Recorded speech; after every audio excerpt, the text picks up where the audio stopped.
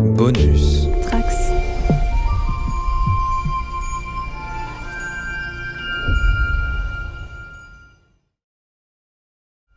Il semble donc que les auteurs de la saga de Star Trek, ils ont toujours pensé que si utopie il devait y avoir, à la base, il faudrait quand même passer par une dystopie, par un truc vraiment hard. En tout cas, si on regarde les 2 derniers films français ou franco-belges qui sont sortis de science-fiction, Les Visiteurs du Futur ou Vesper Chronicle, ça imagine déjà un futur pas très glorieux. Exact. Et on se rend compte que finalement, le côté post-apo est redevenu très à la mode, depuis notamment des séries comme The Walking Dead, qui ont relancé un peu la hype du post-apo, plus l'actualité qui fait que ça, je pense, a influencé pas mal de personnes. Et finalement, on se dit que la réalité ressemble de plus en plus à la science-fiction. Non, je pense que le futur un peu cataclysmique, c'est très la SF des années 70. Beaucoup de gens aussi, John Brunner, Tous à Zanzibar. Mais quand on voit le casting qui était sur la passerelle de l'Enterprise dans la première saison, il n'y avait que ça en fait, des hommes, des femmes de diverses origines qui étaient présents sur la passerelle. Donc Star Trek a toujours été... J'en profite en aparté pour réhabiter saison 1 et 2 de Next Generation, c'est pas si mal. Mais est-ce que c'était pas aussi le premier accès vraiment grand public à Star Trek, First Contact à l'époque ? Ça rejoint un peu une question que je voulais vous poser. Comment est-ce qu'on explique le succès, hormis effectivement... Le film qui a mieux marché avant celui-là, c'était Star Trek 4, Retour sur Terre, et tu as la même formule, tu as un personnage, l'océanologue joué par Catherine. Bonjour et bienvenue à tous les trekkers et trekkies de toutes sortes, je suis le commandeur Guigui et je suis ravi de vous accueillir au Club de l'Étoile, sur la base stellaire du Cadran Pop, le podcast sur Star Trek écoutable dans toute la galaxie et sur toutes les applications via le flux du coin pop. Alors merci à tous d'être venus si nombreux pour cette projection du film Star Trek First Contact à Paris. C'est la première fois où on va donc faire un podcast enregistré en public. C'est sûr que projeter un film de Star Trek au Club de l'Étoile, c'est plutôt tout indiqué.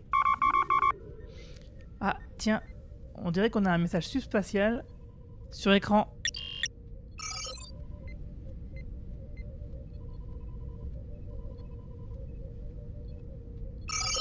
Quadrant Pop. Hi, it's Jonathan Frakes, Commander Riker from Star Trek, The Next Generation, or, if you happen to be watching Picard, Captain Riker, at long last. I gather I missed the screening of First Contact. I hope it went well. It's a wonderfully written movie. Sends you all the best, and wishes you this. Shields up! Red alert! Arm the aft photon torpedoes. Make it so. Engage. May you all live long and prosper. Stay safe. I thank all you French fans for organizing the screening. Enjoy. Bye-bye. Working. Nous revoici pour parler de ce film très sympa qui est Star Trek First Contact, qui est sorti pour les 30 ans de la série. Et du coup, merci à tous de venir nous écouter. Alors, c'est la première fois qu'on fait ça en public, donc c'est aussi notre premier contact à nous, avec vous. Ça nous fait vraiment très très plaisir. Donc tout ça, je vais vous présenter les intervenants. Certains, vous les connaissez, parce que j'imagine que vous écoutez tous le Cadran Pop. Ouais. Alors... Ok, alors qui n'écoute pas le Cadran Pop dans la...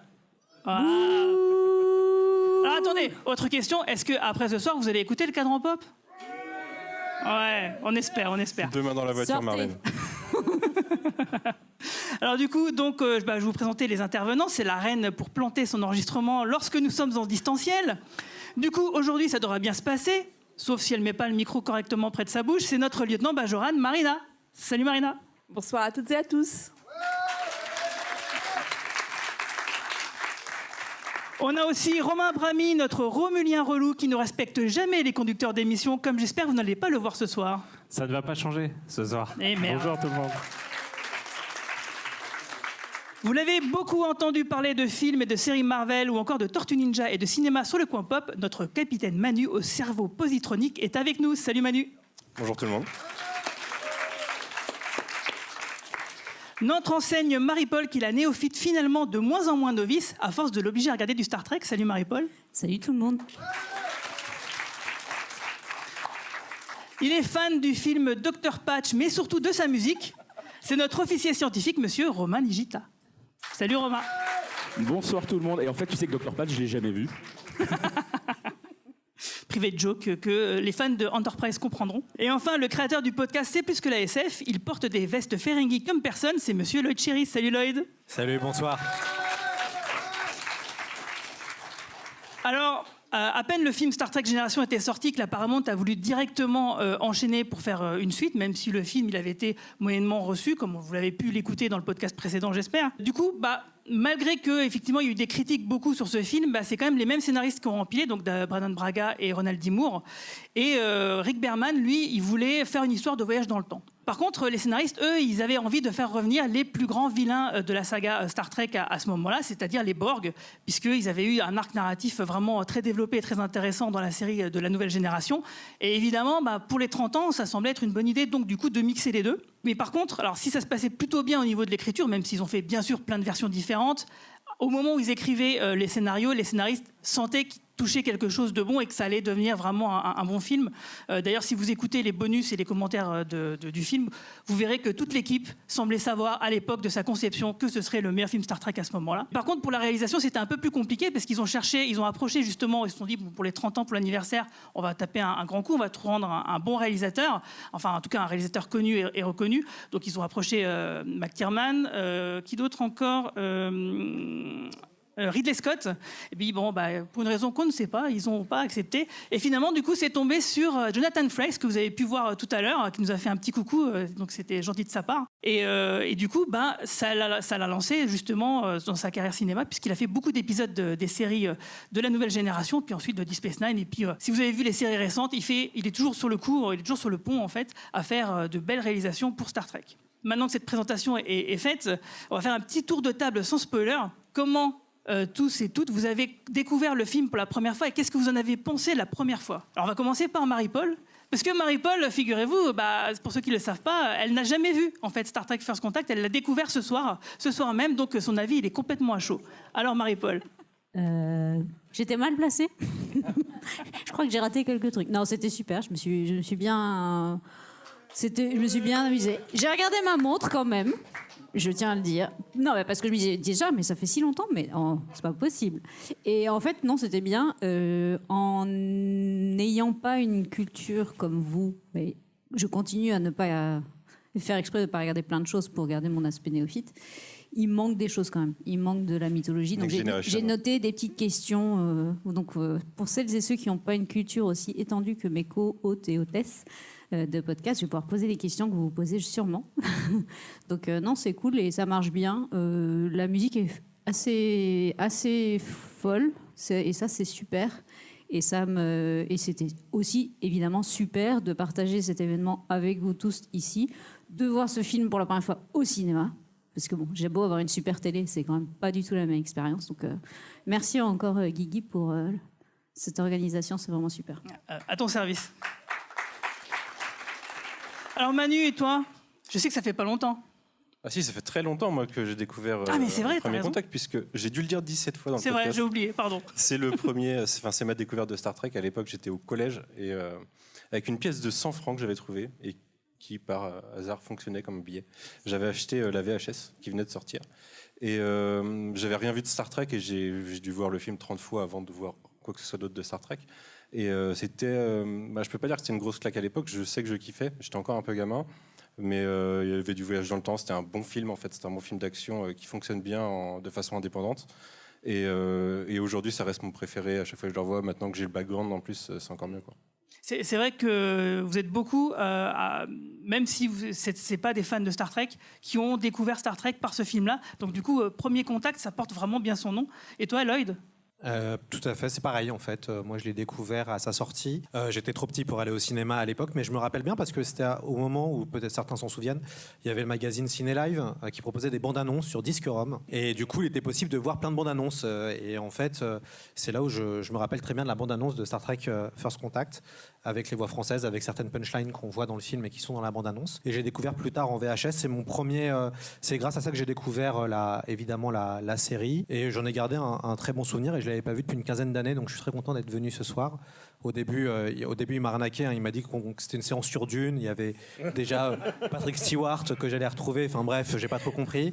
C'est plutôt moi sur Dune que je connais bien moins Star Trek, et du coup, non, je suis très heureux d'avoir revu ce film que je trouve très bon. Et toi, Romain Nigita? Alors moi, je l'ai vu en salle à l'époque quand il est sorti. C'est le premier film Star Trek que j'ai vu en salle, sur grand écran. Énorme claque, parce que c'est juste un putain de bon film de SF, tout court. Au-delà même d'être un bon film Star Trek. Et c'est ce film-là qui m'a fait devenir fan de Star Trek. C'est-à-dire que je regardais déjà Star Trek à l'époque. J'avais vu, comme beaucoup d'entre nous, plein d'épisodes sur la 5 à l'époque. J'avais vu les films de la série originale quand ils passaient sur Canal. J'avais commencé à voir la nouvelle génération sur Jimmy, à cause d'un monsieur qui est ici ce soir. Mais le début de la nouvelle génération, comme on le sait tous, c'est pas génial quand même. Mais sur Jimmy, à l'époque, à l'occasion de la sortie de First Contact, il y a eu une grande soirée avec les interviews du cast, faite à Londres par Alain Carazé, qui est ici dans la salle. Et je me souviens très précisément de Gates McFadden, qui expliquait aux fans français de s'accrocher. Elle disait, vous allez voir, le début de la série est pas génial, mais ensuite ça monte. Et quand j'ai vu First Contact à ce moment-là en salle, j'ai dit, waouh, si ça devient ça à la fin, faut que je m'accroche. Et en effet, au fur et à mesure de la génération, ça décolle. Et c'est vraiment pour moi ce film qui a été le pivot dans ma passion pour Star Trek, de juste une série que j'aimais bien, à un truc qui pour moi est un incontournable de la science-fiction. Et toi, Marina? Alors moi, je l'ai vu au cinéma quand il est sorti en 96. Moi, j'étais déjà fan de Star Trek, j'étais fan de Next Gen. J'avais déjà vu tous les épisodes de la série grâce à Zat Hines. Merci Zat Hines, merci l'allemand. Et ensuite, j'avais vu Generations au cinéma. Et là, j'avais été déçue. Et donc, j'avais une énorme appréhension. Je me disais, mais c'est pas possible. Comment ils ont fait pour se louper sur Generations? Comment ça se fait que Shatner, en étant un acteur, il est ce qu'il est et tout, il écrase de son charisme un acteur comme Patrick Stewart. Juste par sa présence dans le film, dans Generations, il est génial, il est énorme, et dans tous les sens du terme. Et j'avais une appréhension en me disant, mais First Contact, qu'est-ce que ça va être? Ils vont être tout seuls. Est-ce que ça va être un épisode double, un épisode un peu série télé? Et en fait, j'ai pris une énorme claque. Alors, c'est le premier que j'ai vraiment vu en France, parce que Generation, je l'avais vu aux États-Unis, sans sous-titres, sans rien, c'était juste l'impression visuelle. Et là, en France, c'est mon premier film. C'est le premier film avec lequel j'ai eu une expérience franco-française. Et ça a été une énorme claque. Comme l'a dit Romain Nigita, c'est un putain de bon film. Et je ne l'avais pas revu au cinéma depuis 1996. Je l'avais toujours vu sur petit écran. Je l'ai revu notamment cette semaine pour préparer ce podcast. Et là, j'arrêtais pas de dire à Guigui, mais c'est incroyable, les détails. Il est fait pour le grand écran. Il est pas fait pour la petite lucarne, comme le disait si bien Jacques Villeray dans Le Dîner de cons. Il est fait pour un écran de cette taille. Il est fait pour qu'on voit le détail, le grain de la peau, que les poils sur la peau de Data en pleine greffe prennent et que se dressent. Moi, j'ai ressenti la même chose ce soir en le voyant sur grand écran. C'était incroyable. Ouais, je suis tout à fait d'accord avec ça. Et je confirme que tu m'as parlé tout le long du film. Faut arrêter ça. Désolée. T'as pas besoin de révéler. Non, c'était sympa. Et toi, Romain Abrami? Ouais, moi, je me rappelle très très bien parce que c'était le premier film que j'ai vu au cinéma, le premier Star Trek que j'ai vu au cinéma. Et je voulais absolument... En fait, il s'est passé un truc. Moi, j'ai commencé à être fan de Star Trek quand Génération est sorti. Et quand First Contact est sorti, j'étais déjà 100% fan. J'avais quasiment rattrapé tout mon retard, etc. Donc, c'est vraiment un film que j'ai attendu vraiment pratiquement en live, si tu veux. Et quand il est sorti beaucoup plus tôt en Angleterre qu'en France, ce qui était toujours le cas à cette époque-là. Mais genre, on parle de 8 mois avant, en fait. C'était délirant. Et j'avais convaincu mes parents d'aller en vacances en Angleterre parce que je voulais absolument voir la reine. La reine Borg, oui. Voilà. C'était pas totalement faux et tout. Et en fait, dès le premier soir, je dis... C'est incroyable, il y a Star Trek au cinéma, il faut y aller et tout. Ils écoutent le podcast, tes parents? Non, j'espère pas. Et en fait, on allait dans une petite salle à Piccadilly qui était, franchement, le film était déjà sorti depuis longtemps, donc la salle était plus petite que celle-là, je pense. Et je me rappelle comme si c'était hier, quoi. Et là, franchement, quand il y a eu le logo et le début avec l'œil et tout, j'avais vraiment, j'étais presque ému aux larmes parce que ça m'a vraiment ramené. C'était vraiment une Madeleine de Proust. Je comprends tout à fait. Moi, c'est vrai que c'est un film que j'ai pas vu au cinéma, que j'ai toujours regretté de ne pas avoir vu, parce que mon premier film, c'est celui d'après, c'est Insurrection. C'est le premier que j'ai réussi à voir au cinéma parce que j'étais trop jeune. Enfin, c'est pas que j'étais trop jeune, c'est qu'il n'y avait pas de cinéma dans mon patelin. Mais par contre, il y avait un vidéoclub. Et justement, figurez-vous que le mec du vidéoclub, il devait me dire... Ça fait quand même 5 fois que tu le loues, ce film. Tu penses pas que tu pourrais changer un peu et bon, ils se Ou prenaient le copier, ce qu'on faisait tous à cette époque-là. Non, moi, je ne faisais pas ça. Et donc, oui, je l'ai beaucoup loué, ce film. Et surtout, quand il y a eu des VHS qui sortaient chez le marchand de journaux, je ne sais pas si vous vous souvenez de ça, avec des dossiers, etc. Donc, c'est sorti d'abord en VHS. Il s'avère qu'en plus, en Moselle, on était des cobayes pour le reste de la France. Donc, du coup, ça sortait d'abord chez nous, avant de ressortir dans le reste de la France. Du coup, j'ai acheté la VHS. Après, ils ont sorti... À chaque fois, c'était First Contact qui était en premier comme produit d'appel, quoi. Et il y a eu la même chose pour les DVD. Donc, c'est pareil. Forcément, un peu comme la moitié du podcast, je l'ai en VHS, en DVD et en Blu-ray, ce film, évidemment. Quand il sortira en 4K, je pense que je vais le prendre aussi.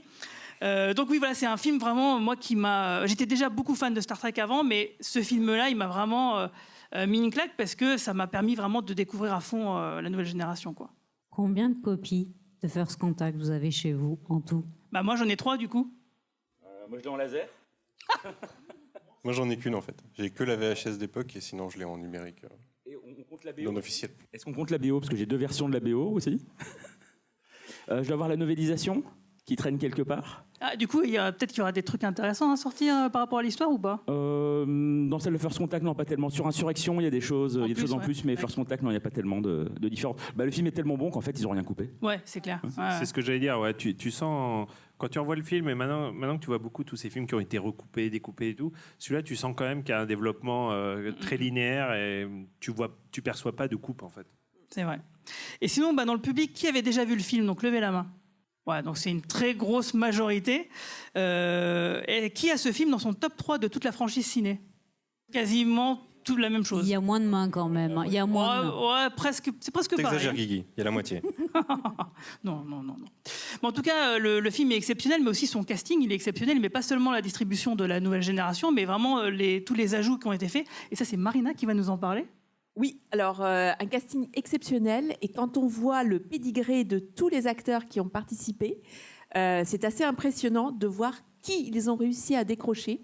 Alors je vais commencer par Alfre Woodward, qui est une actrice multi-récompensée, américaine, et qui a joué dans des séries US très très connues comme La Loi de Los Angeles, Capitaine Furio, Saint Elsewhere, qui n'a pas été diffusé en France, je ne crois pas, je m'adresse aux spécialistes. Si ça a été diffusé C'était diffusé plus récemment sur Teva, et je crois que c'est passé un peu sur la 5, et c'est Alain qui pourra nous confirmer ça et qui nous dit oui de la tête. Oui, c'est passé et ça s'appelait Hôpital Saint-Elsewhere en France. Si tu cherches une réponse, tu fais Dieu. En Qui a plus, il est bien diffusé placé Saint-Elsewhere ? tout là-haut, c'est parfait. Mais les jeunes générations la connaissent notamment parce qu'elle a joué dans le MCU le rôle de la femme qui confronte Tony Stark sur ce qui s'est passé dans le 2e Avengers. Et elle a joué aussi dans Luke Cage. Mais voilà, elle est multi-récompensée. Et petite anecdote que j'ai trouvée très croustillante, elle a été récompensée pour son rôle d'une patiente qui meurt de la leucémie dans le premier épisode de La Loi de Los Angeles. Loi de Los Angeles, dans laquelle joue l'actrice qui joue le docteur Pulaski dans The Next Generation. Et dans la bio fictive du docteur Pulaski, il est écrit noir sur blanc qu'il est faux d'assumer qu'un de ses ancêtres est mort dans un accident d'ascenseur. Alors, je ne sais pas si quelqu'un a vu ce fameux épisode de La Loi de Los Angeles. En fait, cette actrice incarne un personnage maléfique qui prend le contrôle de la fameuse firme. Et donc, pour s'en débarrasser, comme l'a si bien dit Alain, c'est pas moi qui le dis, mais voilà, c'est un épisode culte, une chute, c'est le cas de le dire, où en fait, les portes de l'ascenseur s'ouvrent, la firme est au 50e étage et elle tombe dans la cage d'ascenseur. Et donc, c'est un épisode tellement culte, parce que tout le monde était bouche bée, que c'est référencé dans la bio de ce personnage de Next G, le docteur Pulaski. Donc ça, c'est pour Alfre Woodward, qui a été choisie pour ce rôle, où elle est excellente. Elle a joué aussi dans Desperate Housewife, le rôle du personnage mystère de la 2e saison. Et c'est une actrice avec beaucoup d'intensité, très engagée dans de nombreuses causes. Mais par son jeu, à chaque fois qu'elle joue, en fait, elle gagne de nombreuses récompenses.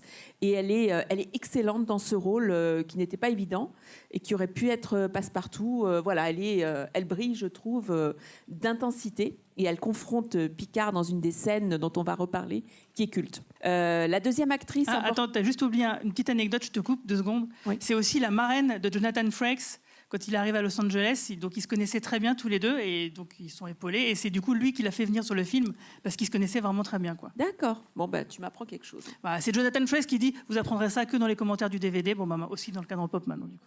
D'accord. Donc Alice Critch joue le rôle de la reine Borg. Donc, c'est une actrice sud-africaine qui s'est fait connaître par Les Chariots de Feu, où elle interprète un personnage de Gilbert et Sullivan, et qui joue un personnage de Gilbert et Sullivan qui sont les maîtres de l'opérette anglaise et qui sont référencés par Picard dans une scène culte où en fait Worf et lui sont en train de tomber, et là tout à coup Picard dit Monsieur Worf, est-ce que vous connaissez Gilbert et Sullivan? Donc voilà, j'ai trouvé que c'était dans Insurrection, j'ai trouvé l'anecdote un peu croustillante. Elle est très bonne dans Chariot de feu.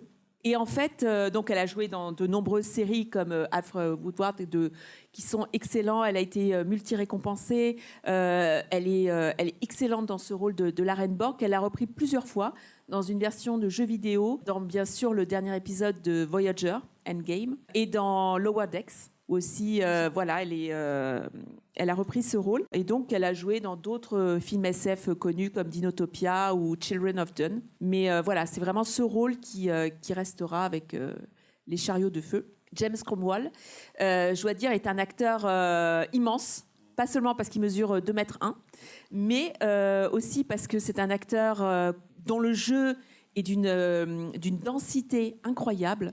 Et c'est encore plus flagrant là quand on le voit sur grand écran, on voit toutes ses mimiques, ses attitudes, ses réactions. C'est jamais surjoué.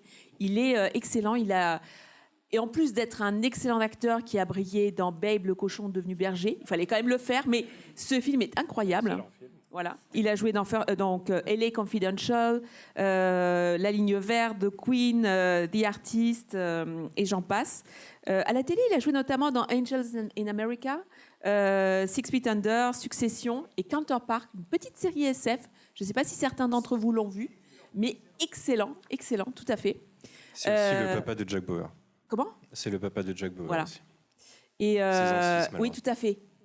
Un salaud. Non, mais un salaud de première catégorie d'ailleurs dans. Mais cette saison n'existe pas trop, c'est pas très grave. Non, mais bon. Et donc, moi, ce que j'aime beaucoup chez cet acteur, c'est que c'est un activiste. Il s'empare de toutes les causes. Il a soutenu les Black Panthers. Il soutient aussi la cause animale.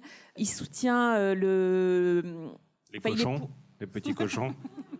Il est pour l'inclusion et la diversité. Enfin, c'est un acteur complet, incroyable. Et il est parfait dans ce rôle. Alors, il a une merveilleuse casquette quand même. Et la casquette, mais tout dans son look. Et le manteau. Voilà, le manteau, le look, les attitudes, le rock'n'roll, tout. En fait, le personnage aurait pu être totalement secondaire. Et il le reprend, excuse-moi, je suis sûre que tu allais me dire qu'il l'avait repris dans Lower Decks. Donc ça... Et dans Enterprise. J'avais pas faire une énorme connerie, mais il le reprend dans Enterprise en étant beaucoup plus âgé. C'est le vieux Zefran Cochrane, en fait. Plus ou moins. Dans le pilote d'Enterprise, c'est un message préenregistré qu'il a enregistré peut-être 50 ans avant, dans le but de saluer dans l'avenir le lancement du premier vaisseau Warp 5, qui permettra vraiment d'explorer d'autres systèmes solaires. Ouais, et d'ailleurs, à propos d'acteurs, il y a un acteur qui a une double casquette donc dans ce film, c'est le réalisateur Jonathan Frakes. Oui. Mais tu voulais pas que je parle des... Tu sais, j'avais demandé si je pouvais parler des acteurs secondaires. On en parlera le moment venu. Okay. Ouais. Ah bon, d'accord. C'était déjà long. C'est un Romulien, hein. Jonathan Frakes. Je vais aller pleurer. Puis j'aime bien parce que je critique alors qu'elle a tout fait de tête et tout. Moi, je suis là avec mon téléphone et tout. Jonathan Frakes, qu'on connaît très bien, hein, évidemment, il avait déjà une longue carrière avant de commencer à tourner dans Star Trek. On l'a vu dans plein de séries assez mec cultes. est sur Wikipédia. Moi, je vois ça dénonce. Non, mais t'as raison, Manu. Jonathan Frakes est né le 12 juillet dans le Montana. Voilà.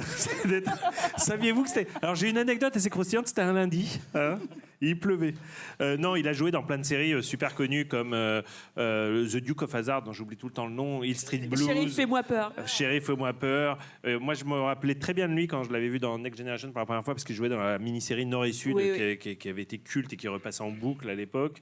Quand il est recruté dans Next Generation, c'est un peu... il voulait faire quelque chose de différent avec le capitaine, donc il voulait un capitaine qui soit très différent différent de Kirk à l'époque, donc ce capitaine français beaucoup plus intellectuel, etc. Et du coup, c'était un peu le Kirk de la nouvelle génération. En fait, il devait reprendre le côté du personnage américain, un peu action man, etc., etc. Il va le faire plutôt bien. Il va le faire même très très bien tout au long de la saison. Mais Frakes, ce qu'il voulait faire depuis le début, c'est réaliser. Et en fait, il va commencer à réaliser assez tôt dans Next Generation. Si je ne dis pas de bêtises, et sans regarder mes fiches, il commence avec l'épisode 16 de la saison 3 qui s'appelle The Offspring. Il va ensuite en réaliser quand même un bon paquet. Et finalement, ça va devenir un réalisateur assez aguerri d'ici à ce qu'il réalise First Contact. Il est quasiment après sur toutes les séries, encore jusqu'à maintenant. Hein. Donc, c'est un réalisateur. Je crois que ça doit être le réalisateur qui est sur le plus de séries Star Trek. De toute la saga, quoi. Ouais, je continue à trouver ça, moi perso, malgré tout, dans le système hollywoodien tel qu'il a évolué dans ces années-là, je continue de trouver ça assez remarquable qu'on lui ait confié la réalisation de First Contact malgré tout, parce qu'on ne peut pas dire non plus que c'était un réalisateur A-list, c'est même pas vraiment un réalisateur B-list, faut être honnête, quand First Contact sort. First Contact, c'est quand même un film qui a dû...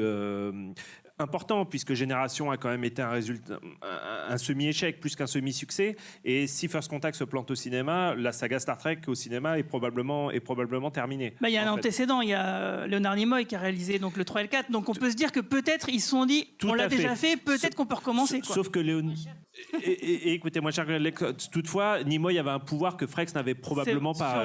Nimoy avait même un pouvoir de chantage, on peut dire, que Frakes n'avait pas. Donc ça continue de m'impressionner.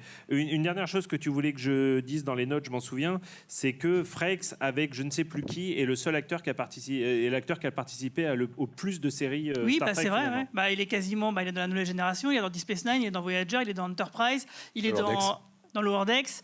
Il est dans Picard. Et il continue de réaliser. Et il est dans Picard, évidemment. Il sera très important dans la saison 3 de Picard. Et il continue de réaliser. Il a réalisé toutes les nouvelles séries Star Trek. Donc il fait vraiment partie de la nouvelle famille Star Trek. Au moins 2 épisodes par saison à chaque fois. C'est ça. Et c'est devenu une sorte de doudou. Parce que on sent que les acteurs l'adorent, en fait. Quoi. Ouais, c'est vraiment. C'est devenu un peu le monsieur Star Trek historique, canal historique. C'est important de rappeler qu'il n'a pas fait que du Star Trek, y compris en tant que réalisateur. Tout à fait. Il a réalisé un film dont j'ai oublié le nom. Thunderbirds, évidemment. Top Chronos, voilà. Et il a aussi été, il faisait partie un peu de l'équipe de Roswell à l'époque, je m'en rappelle. Oui, il était producteur exécutif. Il était producteur exécutif, donc sa carrière de réalisateur ne s'est pas que arrêtée à Star Trek, et d'acteur d'ailleurs. Et aussi, il s'en fiche, donc on va voir Romain Nigita qui va nous parler de musique. Parce qu'on parle de trucs d'histoire, mais... Tout à fait, puisque Marie-Paul en a parlé tout à l'heure. L'un des éléments absolument formidables de ce film First Contact, c'est la BO composée par Jerry Goldsmith. Alors Jerry Goldsmith, je vous en fais des tartines à chaque fois dans ce podcast. Je vais continuer. C'est évidemment un très très très très grand compositeur de musique de film, Patton, La planète des singes, et j'en passe. Pour Star Trek, bien évidemment, c'est le compositeur qui a le plus souvent travaillé sur les films Star Trek. Il a quand même composé 5 BO des films, sans compter évidemment le générique de la série Voyager. Pour moi, sa BO pour First Contact, c'est sa meilleure juste derrière le premier film, très clairement. C'était aussi un peu son grand retour sur la franchise, puisqu'il a fait le premier film en 79. Il a fait le 5e film réalisé par Shatner, qui était L'échec que l'on sait. Et donc, il n'a pas bossé ni sur le 6, ni sur Generations. Et là, il revient, et en plus, il revient avec un tiercé, puisqu'il va ils vont en faire 3 d'affilée. Mais c'est clairement First Contact qui est le meilleur, parce que vous l'avez tous entendu, il y a ce thème épique et très optimiste qui représente un peu la conquête spatiale pour le générique de début.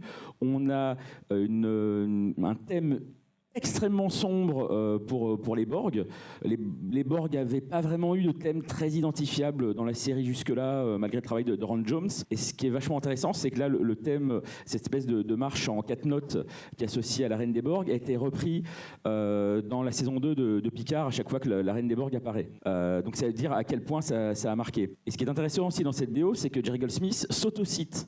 Il cite ce qu'il a fait lui-même précédemment. Évidemment, le thème de la nouvelle génération, qui était en fait le thème du premier film et qui a été utilisé ensuite comme thème de la série La Nouvelle Génération. On le retrouve à plusieurs reprises et évidemment dans le générique de fin. Et puis de manière un peu plus discrète mais tellement jouissive, le thème des Klingons qui était dans le premier film lorsque les Klingons se font détruire par Vidger, et bien là qui est réutilisé pour illustrer toutes les interventions de Worf, évidemment lors de l'apparition du Défiant au début du film, et puis lorsque Worf apparaît pour la première fois sur la parcelle de l'Enterprise. Goldsmith avait déjà réutilisé ce thème associé aux Klingons dans le 5e film, parce qu'il y les Klingons dans le 5e film, même s'ils sont pas très intéressants dans ce film-là. Mais voilà, il y a une vraie cohérence, il y a une vraie filiation dans tout ce qu'il fait pour Star Trek. On sent que pour lui, c'est pas juste je viens prendre un chèque, je viens cachetonner et puis je fais ça en écriture automatique. Ça balance sur John Williams. C'est un peu méchant. J'allais dire c'est pas Giacchino du coup. Et il y a une filiation avec John Williams, c'est justement cette idée d'avoir une musique par personnage quand même. Et je trouve que d'utiliser le thème Klingon pour Worf, ça lui donne une ampleur qu'il avait quasiment jamais eu dans la série. Moi, je trouve, j'adore le personnage même dans la série. Il avait eu des épisodes Klingon et tout, mais là, je trouve que quand il apparaît, que t'as le tintin, vraiment, il suffit de quelques notes et tout de suite, ça pose le personnage. Même si on ne sait pas qui il est, même si on ne connaît pas la série, je pense que tout de suite, ça met en avant ce côté d'un personnage pour qui l'honneur est l'une des dimensions les plus importantes, surtout que sa réplique, peut-être parce qu'aujourd'hui, c'est un bon jour pour mourir. Bref, la musique complète vraiment parfaitement tout ce qu'on voit à l'écran. C'est tout ce qu'on demande à NBO et voilà, Goldsmith est le maître pour faire ça. Ouais, complètement d'accord. Et justement, les Borg, du coup, c'est vrai que ce thème musical est très très important, mais c'est aussi parce que c'est un arc narratif très très important dans la série de la nouvelle génération. Quelle transition incroyable, Guigui, parce que arc narratif très important. J'ai entendu combien de temps Marina a parlé, et je dois résumer les Borg en 5 points, dont un, c'est leur origine est vague. Alors oui, c'est vrai, leur origine est vague. Alors après, si vous faites partie des théoriciens du complot comme moi, que vous avez vu Discovery saison 2, ils ont essayé, avant qu'on leur dise que c'était nul. Mais ils sont originaires du cadran d'Alta qu'on retrouvera dans Voyager. J'en profite pour réhabiliter Voyager. Voyager, c'est bien. Restore the Voyager hype. Ouais. Non. Si. On va pas se battre. On se battra après dans la rue. Ok. Donc, ce qu'on sait par la reine Borg, c'est que les Borg sont en fait une espèce classique à la base qui a évolué à travers des centaines de milliers d'années pour chercher tout le temps à s'améliorer et à donner l'espèce qu'on connaît à l'écran maintenant. Leur première apparition date de Q-Woo, épisode de la saison 2 de Next Generation réalisé par Rob Bowman, futur réalisateur de X-Files. À partir du mois prochain, un podcast tous les mois sur X-Files sur le coin pop. Écoutez. Et scénario de Maurice Hurley. Donc fin de saison 2 de... Je ne sais pas pourquoi je prends la fiche. Du coup, Q, qu'on connaît bien dans Next Generation, puisque c'est le premier vilain de la série. Si vous avez vu Picard saison 2, du coup, vous avez découvert Q. Si vous n'aviez pas vu Next Generation, vient sur l'Enterprise et essaye de se faire enrôler dans l'équipage, ce à quoi Picard refuse.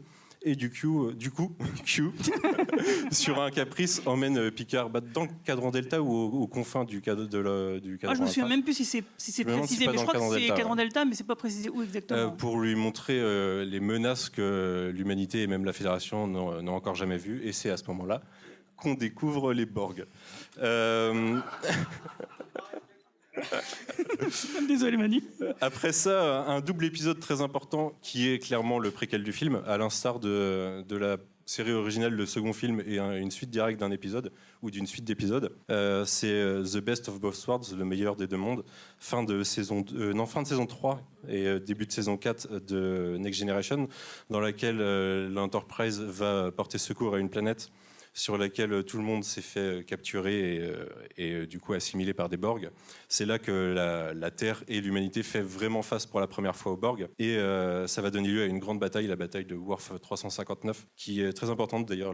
On en reparle dans Deep Space Nine, c'est un des points d'origine de Deep Space Nine aussi. Et c'est bien sûr l'Enterprise qui vient sauver les meubles. Il faut savoir qu'avant le film, le Voyager ne devait pas avoir de Borg. Au final, ça comprend une meilleure partie des épisodes de Voyager. Ça a donné, d'ailleurs, les Borg les plus célèbres sont Seven of Nine, bien entendu, et Icheb, qu'on découvre plus tard, et You, dont on a parlé. Lou en français, du coup, j'ai jamais vu en français. Ouais. C'est Lou. C'est bizarre, mais peu importe. Voilà pour les Borg, les vilains parmi les plus iconiques de Star Trek. Je pense que la plupart des gens qui connaissent pas Star Trek connaissent un petit peu les Borg, ne serait-ce que sur le concept. Et ça a donné, je pense, une bonne 20-25 épisodes sur l'ensemble des séries, je crois. Et puis, il y a quand même eu dans Enterprise un épisode qui est quasiment la suite. Je voulais pas en parler, ne réhabilitez pas Enterprise, c'est nul. C'est mieux que Voyager. Je pensais que Romain allait rebondir sur autre chose. Tu dis que l'origine des Borg est floue. Dans Star Trek, c'est vrai. dans le monde de la science-fiction, elle est quand même un petit peu plus directe. Ah, je pensais à autre chose, parce qu'il y a les fameux romans soi-disant écrits par Shatner qui donnent une origine avec Witcher. Je pensais plus à l'affiliation avec Doctor Who, en fait. Il y a une double filiation où ils sont quand même très fortement inspirés des Cybermen de Doctor Who, à la fois dans le concept et dans le look, le côté on assimile les gens pour leur greffer de la technologie. Et d'ailleurs, il y a eu un crossover en comic books entre les deux. Et puis dans le look tel qu'on les voit à partir de First Contact, parce que dans la série, avant First Contact, ils ont quand même un maquillage tout pourri. Ils sont juste tout peints en blanc, super cheap quand on les voit aujourd'hui. Et à partir de First Contact et dans tous les épisodes suivants à la télé, ils ont ce côté peau un peu en putréfaction et costume un peu en cuir limite sadomaso, qui est quand même franchement inspiré de Hellraiser. Si vous connaissez le film d'horreur Hellraiser, c'est quand même très très grosse inspiration. Et d'ailleurs, dans ce film-là, on a quand même tout ce côté film d'horreur, quasiment maison hantée dans l'Enterprise. Donc à mon avis, c'est pas juste une vue de l'esprit, c'est clairement été une influence à l'époque. Juste, tu viens de le dire, mais j'insiste, l'épisode de Q s'appelle Q-Woo. J'ai du mal à croire que c'est une coïncidence, hein, quand même. Oui. Et en français, il s'appelait Dr. Q. Oui, exactement. La traduction, c'est Dr. Q. Mais justement, les Borg, c'est quand même une espèce très importante et qui soulève une grande thématique, c'est le transhumanisme un petit peu. C'est un peu quelque part la peur du transhumanisme dans Star Trek, moi il me semble. Qu'est-ce que vous en pensez, monsieur Lloyd Cherry? Je suis comme ça, moi, je suis comme ça. Je vois, il dort, je le réveille. Je suis content d'être venu. En tout cas, ce qui est... et d'ailleurs, pour rebondir sur les filiations de Star Trek et des Borg, 2 ans après la sortie du film arrive un jeu culte de jeux vidéo qui s'appelle StarCraft. Et les Zerg font beaucoup penser aux Borg, avec Kerrigan qui fait beaucoup penser à la reine des Borg. Enfin, c'est assez rigolo. Je pense que les gens de Blizzard, qui sont des grands amateurs de science-fiction, ont dû apprécier Star Trek. Oui, il y a en effet cette idée de collectif unique, de vie éternelle un petit peu avec ces Borg. Ce qui est, moi, je trouve très intéressant dans le film, c'est tout le dialogue qu'il y a avec Data et la fameuse Renborg sur l'humanité, avec cette envie de Data et qui est une envie assez classique dans la science-fiction, un robot qui veut devenir humain.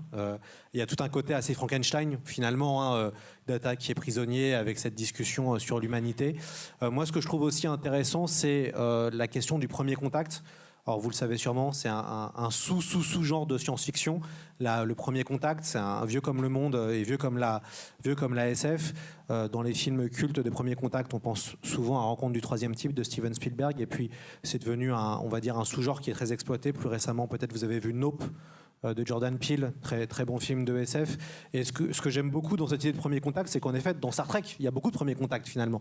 Un vaisseau avec un équipage qui va rencontrer et qui va se balader de planète en planète. Et ce que j'aime bien, moi, dans Premier Contact, c'est que finalement, que le premier contact du film ne dure que 2 minutes, c'est à la fin. Et ça, je trouve ça vraiment pas mal comme idée. Que finalement, il y a toute une espèce de faux premier contact entre les humains du futur et puis les humains du passé. Et en fait, le premier contact qui est pourtant quelque chose d'important en termes science-fictifs et qui a un espèce de moment un peu charnière pour l'humanité ou pas, et ben il ne dure que 2 minutes et c'est à la fin. Et ça, je trouve que le film est très malin à ce niveau-là, de traiter, on va dire, un cliché de la SF et de l'expédier en 2 minutes chrono. Je pense qu'il y a une raison vraiment particulière à ça, c'est que l'univers, le lore de Star Trek est déjà tellement étendu qu'il suffit de voir des oreilles pointues, c'est bon, on a compris. On sait exactement, on n'a pas besoin de plus, ça va complètement titiller l'imaginaire du spectateur, à tel point que, évidemment, c'est ça qui va donner lieu à la création de la série Enterprise. C'est ce premier contact, c'est cette scène-là, où on va découvrir effectivement la cohabitation entre les humains et les Vulcains pendant une centaine d'années avant que l'humanité ne prenne vraiment son envol, quoi. Il s'insère où le film dans la chronologie des séries? Celui-ci, il est à la suite du dernier film Star Trek Génération, donc après la nouvelle génération. Et par rapport à Enterprise, Voyager, je crois. Ouais, c'est pendant Voyager et Deep Space Nine. Et la série Enterprise, elle apparaît, c'est 5 ans après. C'est 2001, elle a commencé. Donc, c'est 5 ans et après. d'ailleurs, ça répond peut-être à une question que tu auras plus tard, mais Worf, après la fin de Next Generation, est parti dans Deep Space Nine. Oui, merci. Et il pilote une Oui, Defiant. parce que C'est le vaisseau qu'on il voit est au où, début. Worf? Oui. Parce que juste ce qu'il faut rappeler par rapport à ce premier contact, à l'époque, en tant que téléspectateur de Star Trek, on ne savait rien de ce premier contact. On ne savait pas que c'était les Vulcains. C'était la grande surprise du film. On n'en avait aucune idée. On ne savait pas à quelle époque ça se passait. Moi, j'avais on savait pas deviné. Pardon. Moi, j'ai deviné direct que ça serait... Et on connaissait même pas non plus le rôle de Zefram Cochrane dans cette histoire-là. On connaissait le personnage de Zefram Cochrane. Il y a un épisode, évidemment, de la série originale avec lui. Donc, on savait qu'il avait inventé le warp speed, mais on savait pas du tout qu'il était lié au premier contact. Donc, nous, quasiment 25 ans après la sortie du film, ça nous paraît évident. C'était complètement digéré dans la mythologie Star Trek. En effet, Enterprise s'est appuyé là-dessus, on vient de le dire. Mais à l'époque, tout ça, c'était nouveau. On n'en savait rien. Donc, je sais pas si on se rend compte à quel point ce film a apporté à la franchise. C'est marrant, je l'ai encore plus réalisé en le voyant là. De tous les films Next G, c'est le seul vraiment, mais par contre qu'il l'a fait de manière colossale, qui a laissé son empreinte. C'est-à-dire que ça soit à travers les Borg, à travers l'histoire du First Contact, de Zefram Cochrane, etc., etc., de la musique, t'en parlais tout à l'heure, qui va être référencée jusqu'à aujourd'hui dans Star Trek Picard, etc., etc. C'est vraiment un film qui a laissé... C'est un film pilier dans l'histoire de Star Trek. Et c'est pas pour rien qu'on le voit donc, dans Lower Decks, premier épisode de la saison 3, où effectivement ils nous ont fait un bel hommage il y a 2 semaines. Voilà, tout est lié, il n'y a pas de hasard. Spoiler. Techniquement, Nemesis aussi a laissé son empreinte en tuant la franchise à l'époque. Mais en fait, Lloyd soulève un très bon point sur le fait qu'à la fin, le premier contact, il dure 2 minutes et c'est tout. Et en fait, ça vaut pour tout le film. C'est-à-dire que la Troisième Guerre mondiale est évoquée, mais sans plus. On voit que l'humanité est en plein désarroi, c'est évoqué, mais sans plus. En fait, le film ne perd pas de temps à nous expliquer beaucoup de choses qu'on sait déjà, ou qu'on peut deviner, ou qu'on peut comprendre par nous-mêmes, parce qu'on est intelligent, on n'a pas besoin de nous expliquer, de nous faire 10 minutes sur la Troisième Guerre mondiale, ou tout ça. C'est expliqué en des lignes de dialogue efficaces. Il n'y a pas de technobabble ou de choses où on se perd dans des détails inutiles. Le film est d'une efficacité incroyable. C'est pas Discovery, quoi. C'est ça que tu veux dire? Non, mais voilà, il y a pas, on se perd pas. C'est linéaire, c'est bien linéaire. Le film est bien linéaire et compréhensible.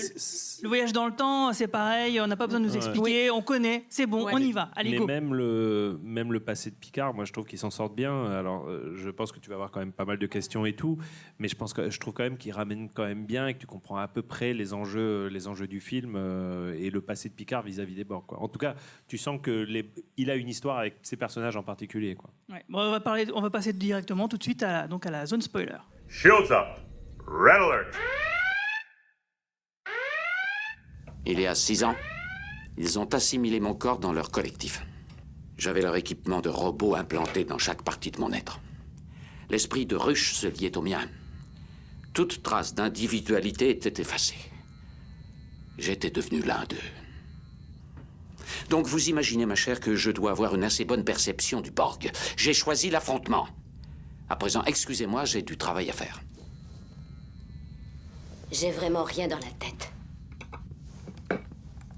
C'est très simple. Les Borg vous ont fait souffrir, alors vous leur rendez l'appareil. Dans mon siècle, personne ne succombe plus à la vengeance. Nous avons fait évoluer nos sentiments. Foutaise! J'ai vu la lueur dans vos yeux quand vous avez tué ces Borg sans hésiter. Ça vous faisait presque plaisir. Comment osez-vous? Oh, ça va, capitaine. Vous n'êtes pas le premier que ça défonce de commettre des meurtres. J'en ai vu des meurtres. Allez-vous-en! Ou sinon, vous allez me descendre, comme vous avez descendu l'enseigne Lynch. Je ne pouvais éviter le pire. Vous n'avez pas essayé. Qu'aviez-vous donc fait de vos sentiments si délicats? Cette discussion n'apporte rien. Oh, hé! Excusez-moi, je ne tenais pas à interrompre votre grande chasse. Le capitaine Akab doit courir droit sur sa baleine. Que dites-vous? Vous avez bien des bouquins dans votre foutu siècle. Il ne s'agit pas d'une vengeance. Menteur! Non, il s'agit de sauver le futur de l'humanité. Faites exploser ce putain de vaisseau! Non! Non!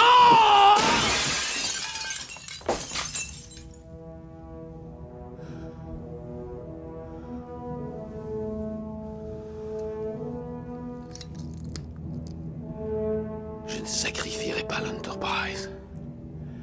Nous avons fait trop de compromis dans le passé, trop battus en retraite. Ils envahissent notre espace et nous nous replions. Ils assimilent des dizaines de mondes et nous nous replions. Alors assez. Ils n'iront pas plus loin, je le jure. Cette fois-ci, ils n'avanceront plus. Et là, ils vont payer le prix pour tout ce qu'on a subi.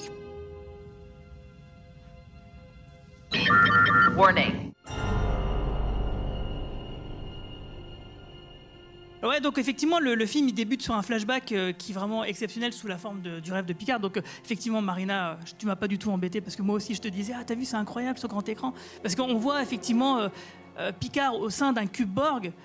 Voilà, ce travelling arrière, ce dézoom, il est vraiment incroyable. Tous les détails qu'on voit, effectivement, le voir au cinéma, du coup, ça apporte vraiment quelque chose. Et effectivement, au niveau du design, donc des maquettes. Alors justement, j'ai une question pour vous tous et toutes. Qu'est-ce que vous avez pensé du nouvel Enterprise, l'Enterprise E? Très stylé. Ah, c'est pas le meilleur qu'Enterprise? Il déboîte. Bah si, mais il dure pas longtemps malheureusement. Ouais, c'est clair. Moi, j'étais un peu déçue parce que j'adore le pont de la NextG, en fait. Ouais. Je trouve que le design et cette espèce de barre, elle est incroyable, en fait, en plein milieu. Là, je trouvais que c'était plus un vaisseau de guerre lambda. C'était pas un Galaxy Class Ouais, mais il est stylé Enterprise. quand même. Il est stylé, mais... Il a des belles fuites. Je trouve que Les le petits bureau fauteuils de mamie des années 80. Oui, voilà. Moi, c'est pas. Je trouvais ça sympa, iconique. C'est chaleureux. On a l'impression que voilà, il y a un triumvirate. Picard, Riker et Troy, ils sont unis en fait. Là, c'est des fauteuils séparés. Ça fait vraiment tout marron, tout. Ouais, c'est vrai que je te rejoins. La passerelle, la passerelle est plus sécurisante, on va dire. Mais là, justement, l'Enterprise E, il a une forme presque guerrière, quoi. Il est moins rond, il est pointe vers l'avant, donc du coup, la passerelle, on y retrouve aussi, et aussi les uniformes, du coup. Mais c'est pas la mission. Je trouve que la mission de l'Enterprise, c'est d'explorer, c'est des missions diplomatiques. C'est pas la guerre. Ouais. Oui, mais pas ce film. Et en fait, et c'est là qu'il faut remettre exactement. C'est un film d'action, et je pense que c'est là qu'il faut aussi remettre dans le contexte de l'époque Star Trek. C'est-à-dire qu'il y a les Borg, il y a la menace Borg qui existe, ils le savent. Il y a la guerre avec le Dominion. Il ne faut pas oublier quand même que le Defiant a été créé en prévision de cette guerre. Donc c'est un univers Star Trek qui est en train de se noircir de toute façon, si tu veux. Et même le costume, on en parlait avec Guigui, je trouve que ce costume un peu pourpre, je ne sais pas si tu l'as trouvé joli ou horrible. Le veston surtout. J'ai demandé à Romain, mais pourquoi il a un gilet pare-balles, Picard? Et à la fin, il a un Marcel quand même. Non, par contre, je voulais juste John McClane à la fin. À la fin, il est John McClane. Mais c'est vrai que même ce costume, est-ce que je finis juste ça, même ce costume reflète ce Starfleet qui est en train de se remilitariser. Oui, parce qu'à ce moment-là, il y a justement Deep Space Nine, les événements de Deep Space Nine qui tendent vers ça. D'ailleurs, cet uniforme-là avec les épaulettes grises et le corps noir, il apparaît aux États-Unis, comme pour les Américains, quelques semaines plus tôt dans Deep Space Nine, qui entre en effet dans une phase très sombre. Et à l'opposé, en parallèle, on a aussi Voyager, mais comme Voyager est à l'autre bout de la galaxie, ils sont pas au courant qu'il y a des nouveaux uniformes, et eux gardent des uniformes colorés, mais qui correspondent un peu plus à l'ambiance à l'époque de Voyager, qui est un peu plus lumineuse que c'était Deep Space Nine. En gros, tout le design de ce film, First Contact, que ce soit les uniformes ou le vaisseau. D'ailleurs, pour le vaisseau, le brief, c'était de faire une voiture de sport, grosso modo. Tout a été fait pour servir ce script. On en parlait tout à l'heure pour le côté ambiance film d'horreur. On voit avec les nacelles, par exemple, à la fin. Complètement. Parce que les formes des nacelles, elles sont intégrées à la coque. Et au début du film, on se dit, tiens, c'est bizarre ce petit motif. Bon, c'est joli, mais c'est bizarre. Et en fait, à la fin, on voit leur utilité. C'est les nacelles de sauvetage. Voilà, que ce soit en termes d'utilité ou même d'ambiance, tout a été fait pour coller à ces scénarios-là. Donc je comprends la remarque de Marina qui dit que ça correspond peut-être pas totalement à l'esprit global de Star Trek, mais ça correspond tellement à l'esprit de ce film que c'en est absolument génial. Mais c'est vrai que dans les films suivants, que ce soit Insurrection et Nemesis, on est peut-être un petit peu plus en décalage et c'est vrai qu'on voit peut-être un peu moins cette symbiose qu'il y a dans ce film-là, mais qui est vraiment unique dans l'histoire de la nouvelle génération, puisqu'ils atteignent un peu un espèce de pic avec ce film que malheureusement ils ne retrouveront jamais par la suite. C'est pas la première fois qu'on les voit armés de fusils. Dans les films, j'ai un doute. Dans les films, attention, parce que je me rappelle, j'ai pas vu les séries. Donc, mais... Starship Mine, il était en mode. Moi, John ça m'a McClane frappé. aussi. Ça m'a frappé qu'ils utilisent des fusils. Oui. C'est déjà arrivé. C'était rare. Il faut dire c'est rare, c'est vrai. Mais là, la situation aussi, elle est rare. Donc voilà, donc du coup, ça nécessite effectivement un truc comme ça. Et c'est vrai que par contre, à partir de ce film-là, on les verra plus avec des gros fusils, parce qu'il y aura un peu plus d'action sans doute. Et puis même dans les jeux vidéo d'ailleurs. Parce qu'en fait, dans la série La Nouvelle Génération, cette fameuse bataille de Wolf 359, on en parle. Donc on imagine un cube Borg qui se frite contre toute une armada de vaisseaux de la Fédération. Et en fait, on ne le voit pas dans la série La Nouvelle Génération. Et là, quelque part, je trouvais qu'au début de ce film, de nous montrer cette nouvelle bataille pour sauver la Terre, ça rattrapait un petit peu ça. Et c'était vraiment très, très stylé. Et donc justement donc de voir Worf donc dans le Defiant, donc qui est un vaisseau qu'on voit dans Deep Space Nine et qui en fait à la base il sert pas du tout contre les Borg dans Deep Space Nine, mais il a quand même été conçu pour se battre contre les Borg. Donc sa présence là dans le film est complètement logique et le fait que ce soit Worf qui le pilote également. Quoi. On voyait Wolf 359 dans le pilote de Deep Space Nine. Oui, c'est vrai. Mais c'est vrai que c'est des batailles qui sont liées quand même. Un avis sur la guerre contre le Dominion, Marie-Paul? mais donc oui, Worf est devenu. C'est quoi son poste d'ailleurs à Deep Space Nine? Responsable de sécurité et il habite dans le Défiant. Il veut pas habiter sur Deep Space Nine d'ailleurs. Et en fait, c'est le moment où Deep Space Nine n'a pas de vaisseau, c'est une station spatiale. C'est le moment où Deep Space Nine s'équipe d'un vaisseau et Worf prend le commandement du vaisseau. Et c'est comme ça qu'il devient capitaine. En fait. Mais c'est vraiment un vaisseau de guerre, si tu veux. C'est un vaisseau qui est fait pour faire la guerre. Au Borg. À la base, ouais. Mais ce qu'il faut, que cette première scène, t'en parlais, on a enfin cette bataille, et surtout, c'est une scène, dans n'importe quel autre film de SF, ça serait la scène de fin du film. Grosso modo, c'est l'étoile noire. C'est ça qu'ils ont voulu faire, et dire, ils l'ont ultra vendu comme ça dans les bandes annonces. Bah, ils butent le cube comme l'étoile noire. C'est ça. Il y a un point faible et hop, ce qui est dingue, c'est qu'on commence par ça. On se prend ça, on s'est pris d'abord l'espèce de flashback dont on parlait tout à l'heure. Derrière, on se prend une énorme baston faite avec des maquettes. Enfin, c'est le summum de la maquette à l'époque. C'est John Knoll qui supervise ça. John Knoll, c'est le mec qui va superviser les effets spéciaux de la prélogie Star Wars. Et c'est juste le co-créateur de Photoshop avec son frère. Voilà, quand vous lancez sur Photoshop, c'est marqué John Knoll. Bah, c'est lui. Et on se prend cette scène-là dans la gueule au début du film. C'est-à-dire qu'au bout de 5 minutes du film, t'as déjà tout ce que tu pourras avoir dans 1h30 de n'importe quel autre film. Ouais. Et là, ça démarre et derrière, t'as une super intrigue. Enfin, oui, parce que les enjeux sont ailleurs, en fait, c'est ça. Ouais. Et il y a quelques scènes, on en parlait avec certains d'entre vous dans le public, il y a quelques scènes frissons dans ce film. Et moi, à chaque fois, quand Picard décide d'aller sur déjà l'audio, parce que le début de la guerre, on l'entend qu'en audio. Picard qui décide de violer les ordres, d'y aller. Ensuite, le pilote du Defiant qui dit « Oh, il y a un nouveau vaisseau et tout ». Et là, il dit « It's the Enterprise ». Et tu sens vraiment que ça fait, ça fait renaître l'espoir au sein de la flotte. Il se lève, on va voir au moment qu'il se lève au moment il se dresse comme ça. Et là, tu as l'Enterprise qui se met en opposition du Defiant. Et c'est ça, et je trouve vraiment, moi, à chaque fois, cette scène, elle me fout les avec poils, Adam quoi. Scott en petit caméo guest en premier plan, ça fait plaisir. J'ai été étonnée qu'on entende les transmissions des autres vaisseaux dans la bataille. Enfin, je m'attendais pas à ça du tout. C'est un peu étrange, oui, c'est vrai, j'avoue. Mais ça fait le job, c'est stylé. C'est une super idée de réalisation pour le... Mais juste pour revenir sur Worf qui pilote le Defiant, il faut savoir que son arrivée était quand même très critiquée et très controversée parce que transporter un personnage populaire de Next G dans une série qui était très populaire, mais auprès d'un... Il faut imaginer ce que c'était. Deep Space Nine, c'était très controversé au début parce que c'était une station orbitale qui bougeait, qui n'allait nulle part, qui n'explorait pas. En plus, c'était très sérialisé, un peu comme Babylon 5. Et en fait, même si les séries sont quand même très différentes, son arrivée était quand même sentie comme quelque chose qu'on avait greffé. Oui, mais c'est organique. C'est organique. Ouais, mais là, le fait qu'ils rejoignent NextG au cours d'une bataille et puis ils rejoignent l'équipage et ils disent au revoir en fait. Oui, mais parce qu'en fait, toi, ça t'a trouvé un manque de ça? Oui, moi, je trouvais, pour moi, c'est naturel qu'ils débarquent comme ça. Ouais, mais pour quelqu'un qui regardait Deep Space Nine au même moment, il s'est dit, mais il les a lâchés à la première occasion pour rejoindre son ancien équipage. Oui, mais le fait que le Défiant était créé de l'eau au moulin des personnes qui critiquaient la c'est bizarre parce que justement, comme le Défiant, c'est un vaisseau qui a été créé à la base pour combattre les Borg. Ça aurait été étrange, au contraire, que le vaisseau n'y soit pas, quoi. Et que Worf, du coup, parce que là, c'est vraiment une excuse parfaite pour qu'il rejoigne le cast, alors que dans les films suivants, on s'en fout. Et on s'en bat avec Worf, il est là. Jusqu'au moment où ils ont fait « Ah, vous êtes là, monsieur Worf ?» « Oui, j'étais. » Et là, il coupe et il passe. Voilà. C'est devenu presque une blague. Mais ouais, moi, je trouve que c'est bien amené. Enfin, je trouve que tu te poses à peine la question. Le Defiant est là. C'est un des meilleurs vaisseaux de guerre de la Fédération. Il est là.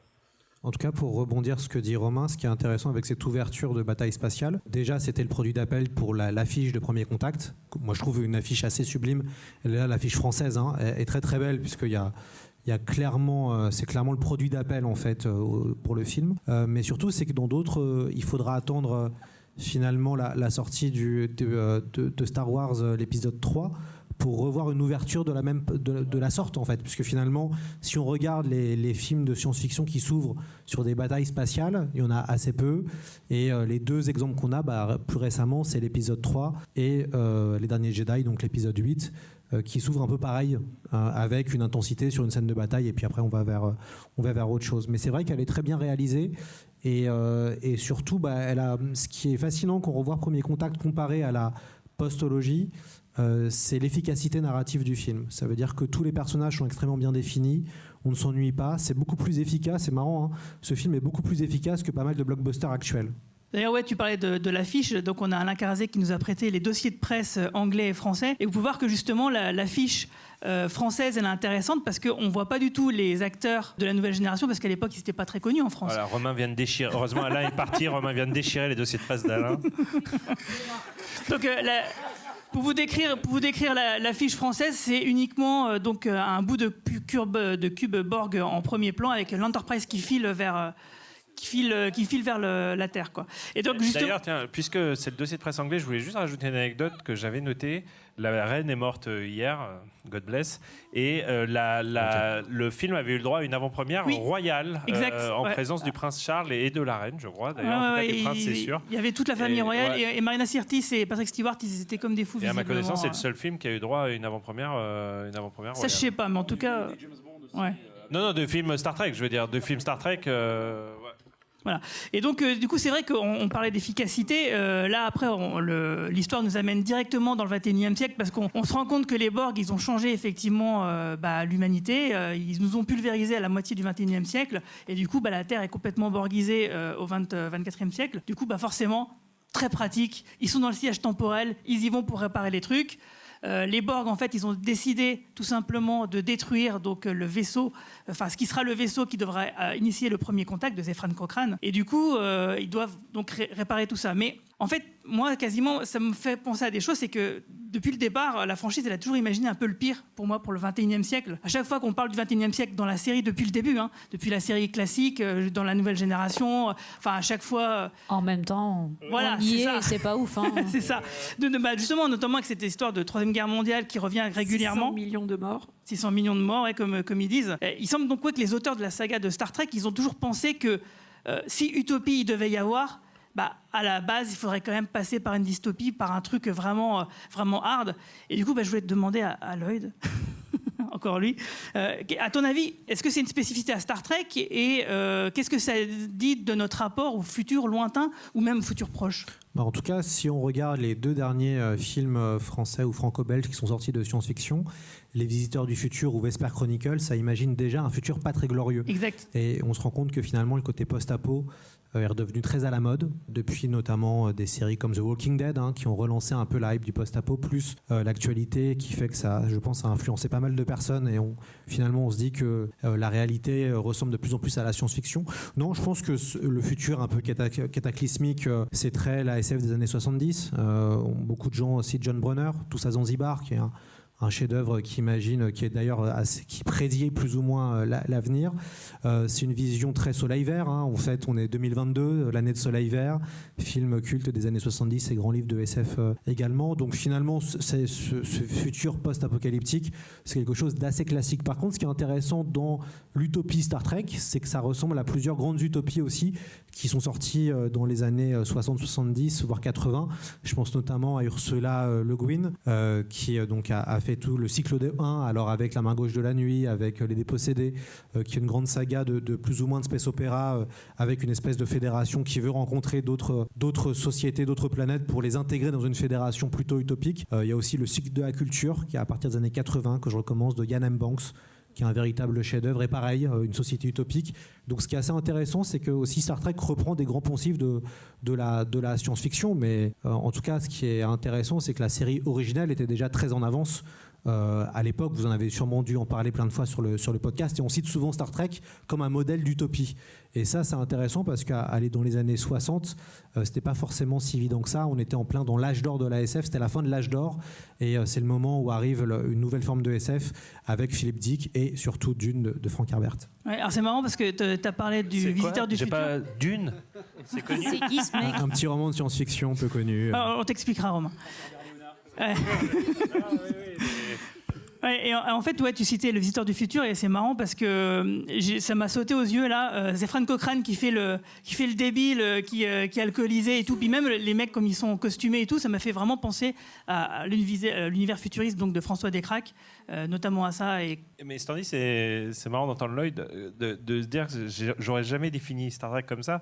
Parce que c'est vrai qu'on parle toujours d'utopie et tout, mais Star Trek est aussi une série post-apocalyptique, finalement. Alors c'est pas quelque chose qui revient vraiment quand on y pense. Ouais, en fait, la différence entre Star Trek et notre univers, notre réalité, c'est que nous, on ne faudra pas compter sur les Vulcains pour nous aider. Donc, on sait pas. Le premier contact n'a pas encore eu lieu. Zefran Cochrane n'est pas encore né. Il va naître en 2000. Okay. Il va naître en 2033, donc D'accord. c'est bientôt. Mais c'est pas grave, on a François Descraques. Ouais, c'est le principal. Mais juste pour revenir sur ce que disait Lloyd, sur le fait que Star Trek, dans les années 60, Star Trek était déjà baigné dans un univers utopique.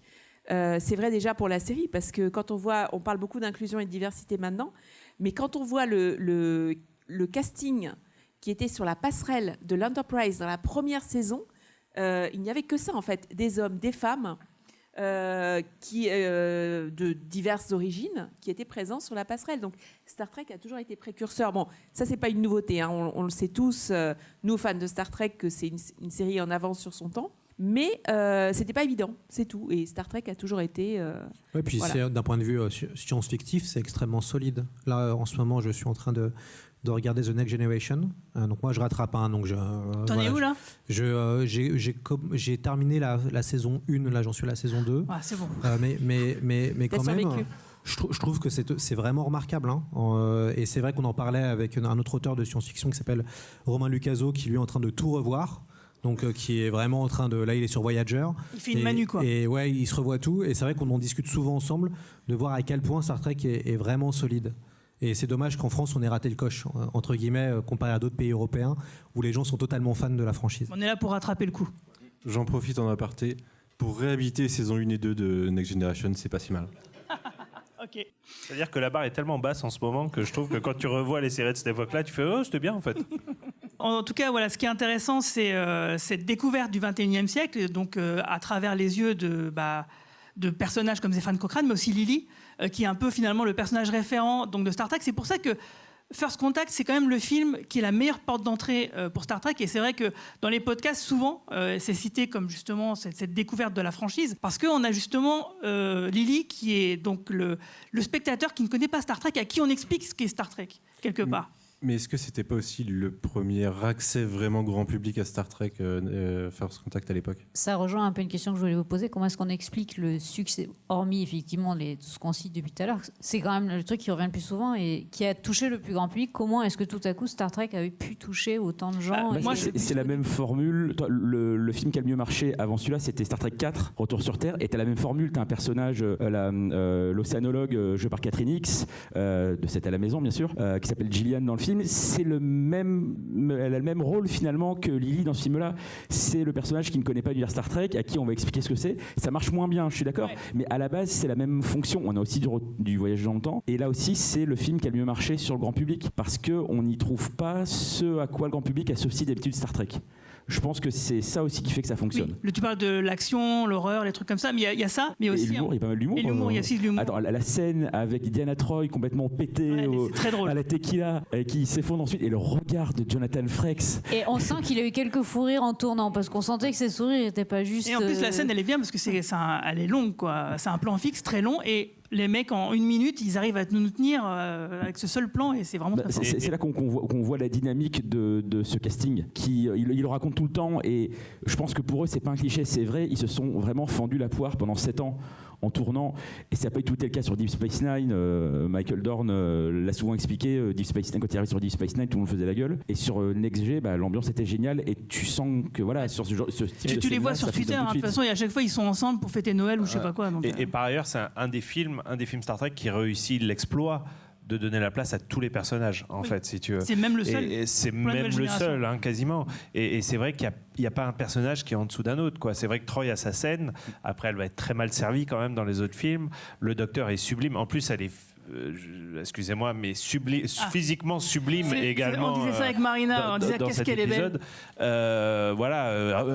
Riker est super important puisqu'il est au centre sur la planète. Picard est l'action hero en haut sur le vaisseau. Il y a la confrontation avec Worf. Worf, je pense que c'est pareil, c'est son meilleur film, de très loin. Enfin, je veux dire de très très loin.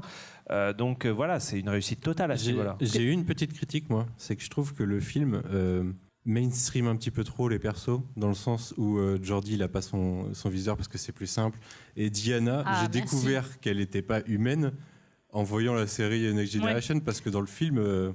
Alors pour Geordi, c'est LeVar Burton, l'acteur, et moi je le comprends. Le gars, il a quand même un visor pendant des années. Là, il est sur grand écran, il a quand même envie qu'on voit son regard. Il a fait 178 épisodes. Tout à coup, il a des lentilles, on ne sait pas comment. Tout à coup, il a des lentilles, on ne sait pas comment. Oui, c'est pas expliqué. Mais c'est pas expliqué. On le voit, c'est visuel. Moi, je pense qu'il n'y a pas besoin d'expliquer. Non, mais il y a quand même une explication pour qu'il ait plus le viseur. C'est comme à cause de son viseur qu'ils ont craché le précédent Enterprise dans le précédent film. Voilà. Donc c'est quand même logique que derrière, il passe à un modèle un peu plus perfectionné. Et puis sur Diana, tu l'as pas perçue, mais maintenant que tu la connais, c'est elle qui perçoit le malaise du capitaine au début, que d'ailleurs j'ai beaucoup plus remarqué cette fois. Donc c'est pas non plus. Je trouve que le film est bien écrit. Là où après dans d'autres films, en particulier Nemesis, t'as l'impression qu'il réinvente quasiment tous les personnages en fait. Là, je trouve qu'on est dans la continuité. Il réexplique pas tout, mais on y est quand même. Puis ce qui est rigolo, c'est que le film sort à un moment donné où on sort un peu de la période cyberpunk, qui était la grande période, en fait, le dernier grand genre de la SF, entre guillemets, très populaire, c'était le cyberpunk. Et le film va lancer une vague de films plus ou moins de space opéra. Après Premier Contact, il va y avoir Le Cinquième Élément, il va y avoir Starship Troopers, il va y avoir Independence Day la même année, je crois, que Premier Contact. Donc on va retrouver aussi des films de space op post-Premier Contact, ce qui est assez rigolo quand on y repense. Et on sort un peu de la vague cyberpunk. Mais ils ont été rarement aussi bien réalisés et avec autant de cœur, en fait. Il y a du cœur dans ce film. C'est pas uniquement un film d'action. C'est vraiment... Il y a un cœur sous cette armure de Borg. Et juste pour rebondir sur ce que disait Roman Nigita tout à l'heure sur pourquoi le succès de ce film, effectivement, il présente bien à travers les yeux de Lully, etc., ce qu'est Star Trek, etc. Mais aussi, ça transgresse aussi ce qu'est Star Trek, avec le personnage de Picard, qui... effectivement, nous explique, voilà, donc l'humanité de mon époque, si tu veux, on a vachement évolué, on est lumineux, etc. La vengeance, tout ça, non, nous, on n'y touche pas. Et puis finalement, il va se laisser aller complètement à ça et aller en contradiction, finalement, avec ce qu'on connaît du personnage, mais aussi de la franchise. Et finalement, ça nous le rapproche un peu comme ce que fait peut-être Deep Space Nine. Et du coup, je pense que c'est cette ambivalence-là qui a aussi plu au public, et aussi les scènes de tentation de Data qui fonctionnent vraiment très bien avec la Reine Borg. C'est un peu dans la même idée, c'est que la noirceur arrive. Mais c'est vrai qu'on a eu un arc un peu similaire à ce qu'avait fait Kirk dans les films, en cédant à la vengeance justement et en retrouvant les Klingons, oui. Sauf qu'on l'attend pas de Picard parce que c'est pas le même personnage. Ouais. C'est vraiment pas la même stature de base, et là c'est vraiment une faiblesse qu'on lui connaissait pas. Et ce qui est très intéressant par rapport à Patrick Stewart et à ces scènes dont on parlait quand il s'énerve et où il cite littéralement le capitaine Ahab et donc Moby Dick, c'est que je crois que c'est 1 ou 2 ans plus tard, Patrick Stewart fait une version télé de Moby Dick en mini-série 2 fois 1h30 qui est pas mal du tout, à part la baleine qui est en CGI dégueulasse de l'époque. Et c'est un DVD qu'on trouvait à 1 € sur Cdiscount à l'époque. Je pense que des dizaines de milliers de personnes l'ont commandé à cette époque-là. Et donc c'est marrant que Patrick Stewart ait volontairement voulu creuser cet aspect-là du personnage, parce que je pense qu'à l'époque il était très impliqué comme dans le développement des scénarios, même si c'était pas mis clairement au générique, mais on sent qu'il a eu cette influence-là, qu'il voulait aller par là, et d'où voilà le fait qu'il ait fait derrière Moby Dick. Et ça a pas fait du bien aux autres films, ça a fait du bien à celui-ci en l'occurrence. Il y a un autre truc, quand on dit, peut-être plus pour toi Marie-Paul, mais quand on conseille des épisodes à voir pour voir avant de voir First Contact, on passe toujours de Best of the Boss World, qui est vraiment le préquel direct de ce film. Moi je trouve que Family, qui est l'épisode qui fait tout de suite, où tu vois en fait Picard qui, suite à son assimilation, rentre dans sa famille et tu te rends compte qu'il est complètement PTSD en fait, si tu veux. Je trouve qu'il est presque plus important pour comprendre vraiment sa psychologie dans First Contact en fait, quoi. Mais juste pour ajouter quelque chose sur Moby Dick, c'est qu'en fait, dans la colère de Khan, dans les bouquins que lit Khan sur sa planète, il y a Moby Dick, il y a aussi Paradise Lost, mais il y a Moby Dick, et en fait... Khan se fait avoir par son désir de vengeance. En fait, lui, c'est vraiment Ahab. Il meurt. Mais à force, tous les mecs qui se font avoir par leur désir de vengeance, laissez les meufs diriger les vaisseaux. Au final, on sera plus tranquille. Alors que Le capitaine Picard, en fait, lui va au-delà, il comprend ses erreurs. Il est humble, contrairement à Khan, et il ne se fait pas avoir, il ne se fait pas tuer par sa baleine. J'ai trouvé le parallèle avec Moby Dick très fort. Et en fait, à chaque fois, je me fais la remarque, en France, on a un problème avec Moby Dick. C'est-à-dire que pour nous, c'est un livre pour enfants, alors qu'aux États-Unis et en Angleterre, c'est un classique de la littérature qui est sans cesse enseigné. Et on n'a peut-être pas, nous, les codes, et on les a appris à travers Star Trek. Merci Star Trek, nous a fait découvrir... En tout cas, il y a aussi une référence, du coup, tu cites La colère de Khan très justement, c'est que finalement, pourquoi ce film a très bien fonctionné, c'est aussi parce que, comme La colère de Khan, ce film est une suite directe d'un épisode culte, bon là, en l'occurrence un double épisode, mais justement, c'est ça qui est intéressant, c'est que, ok, il y a un passif, on nous le fait comprendre, on n'a pas besoin d'avoir tous les bails, on comprend quand même, et c'est ça, je pense, qui fait partie, parce que les fans ont dû kiffer de ouf, et du coup, ça a dû entraîner le grand public, quoi, tout simplement parce que le film est réussi. Et c'est assez paradoxal, ça d'ailleurs, parce que si vous regardez les interviews promotionnelles de l'époque que diffusait Alain dans Destination Série, vous verrez que dans tous les films Star Trek, vous avez la séquence du mec qui dit « On voulait faire un film qui ne parle pas qu'aux fans, on voulait faire quelque chose qui soit ouvert à tout le monde et tout machin ». Ce qui, pour moi, j'ai toujours trouvé ça... Et ça va revenir en force dans Némésis et Insurrection, en fait. Et j'ai encore les interviews gravées dans la tête, alors que... Avec ça, ils ont oublié de faire un film qui plaisait au C'est ça, qui plaisait au public. Et tu te rends compte que les deux films Star Trek qui ont eu le plus de succès hors du fandom Star Trek, c'est quand même... Il y a le 4, bon, mais il y a surtout pas surtout, mais il y a aussi le 2 et First Contact qui sont les deux films sequels directs comme quoi ça, non seulement ça n'empêche pas, mais finalement faire ressortir des méchants très charismatiques, très bien écrits, avec un passé, un présent et un futur, finalement ça aide à faire des bons films. Et en plus ça permet d'être une magnifique porte ouverte, puisque du coup ça va donner peut-être aux gens envie de voir ces fameux épisodes dont on parle en fait. Il y a beaucoup de scènes, on va pas tous les citer parce que c'est vrai qu'il y en a quand même beaucoup, puis bon, le podcast il peut pas durer 4 heures non plus. Donc, si, on peut battre le record et comme ça ce sera le quiz dans 4 ans. Il y a un monsieur en régie, il dort déjà, je le vois. Ouais, non, il va nous mettre dehors à 23h, c'est plié, hein, t'inquiète. Moi, il y a quand même une scène que je trouve incroyable en termes de décor, c'est le silo de missiles. Qui est un vrai silo de missiles en fait. C'est pas du tout un décor, ils ont vraiment tourné en Arizona dans un silo de missiles et du coup ils ont quasiment eu rien à faire à part customiser un peu un missile qui bien sûr n'était pas armé pour faire la navette de Zefran Cochrane. Et moi je trouve que voilà, il y a beaucoup d'authenticité en termes de décor, de costumes, de maquillage, d'effets spéciaux. On sent quand même le dur, quoi, les maquettes et tout, et c'est ce qui fait que le film en termes d'effets spéciaux n'a pas vieilli. La scène où la Reine Borg arrive, où elle s'incruste, il y a son buste qui arrive et qui hop s'insère dans son corps. Sans déconner, 25 ans après, ça n'a pas vieilli du tout. Je vais dire une vacherie, je suis désolé, mais regardez She-Hulk à la télé en ce moment. Dites-vous que cette scène a été faite il y a 25 ans et regardez She-Hulk, vous vous dites c'est pas possible. On est en pleine régression. Mais compare pas les méthodes de travail, Romain.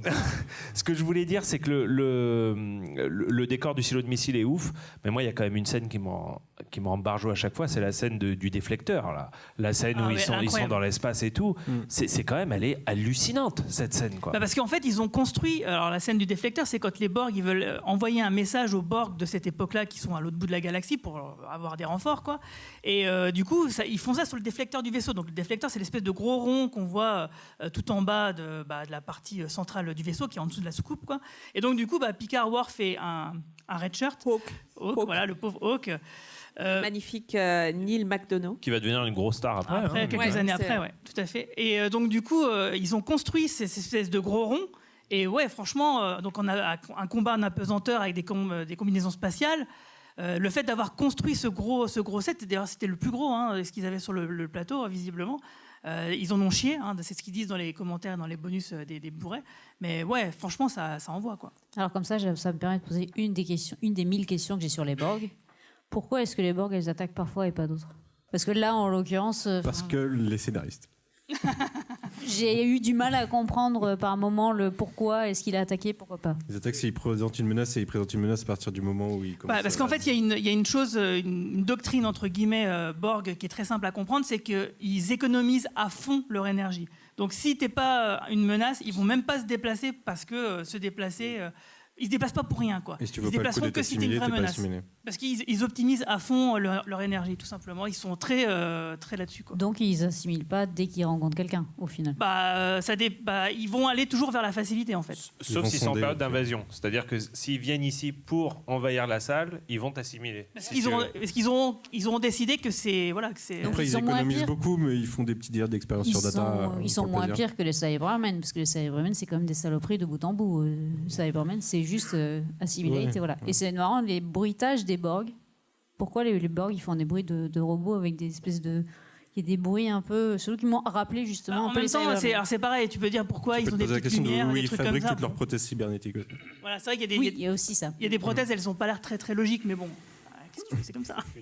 C'est le futur, on peut pas comprendre. On peut pas comprendre les Borg. De toute façon, la reine Borg, on comprend pas trop ce qu'elle dit des fois. Donc, d'ailleurs, justement, il y a des gens qui se posent la question mais comment ça se fait qu'il y a la reine Borg, elle meurt dans le film quand on sait qu'on la voit dans Voyager.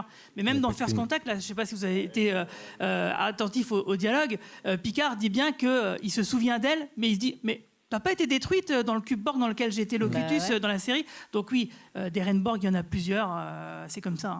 Et dernière question sur les Borg, pourquoi est-ce que 39 degrés 1, pourquoi ils ont plus, il faut plus chaud? C'est comme ça pour eux. C'est comme ça. Ça sert le question, film. Il faut bien que je comprenne. Il fallait bien qu'on comprenne dans le film qu'ils étaient là et que Picard enlève ses fringues. Quoi. Ils sont un peu palos. Et ils ont... C'était pour voir les pectoraux de Picard qu'on n'a pas vu, d'accord. Ouais. John McClane. Parce qu'en fait, oui, Patrick Stewart, à ce moment-là, il faisait de la boxe. Donc il avait envie de montrer ses bras physiquement. Enfin, en tout cas, les scénaristes se sont dit tiens, il est en forme. On va lui donner des scènes d'action. Un peu comme Ricardo Montalban dans La Colère de Cannes. Ah, ça revient toujours. Hein. Oui. Elle a ses kinks. Ouais, mais c'est vrai que... Et puis bon, les scènes entre la reine Borg et Data, moi je les trouve fantastiques parce que les Borg, donc c'est une espèce d'espèces comme ça qui viennent assimiler des personnes qui sont organiques pour leur greffer donc du synthétique. Et là, avec Data, ils font l'inverse puisque c'est un androïde. Donc ça, c'est vraiment très intéressant. C'est pour ça que le côté transhumanisme, moi je trouve qu'il est... C'est vraiment dans Star Trek, la technologie, ils aiment bien. Mais par contre, attention, il ne faut pas trop mélanger certaines choses, il ne faut pas aller trop loin, il ne faut pas trop dépendre de la technologie quelque part. Et quelque part, donc, le transhumanisme et les Borg, ça représente ça finalement. Ne pas aller trop loin avec. Ouais, mais... D'ailleurs, tu as vu Zefran Cochrane, contrairement à Kylian Mbappé, prend le train, il n'aime pas l'avion. T'as vu, il le dit, c'est un bon. Franchement, ça m'a fait plaisir.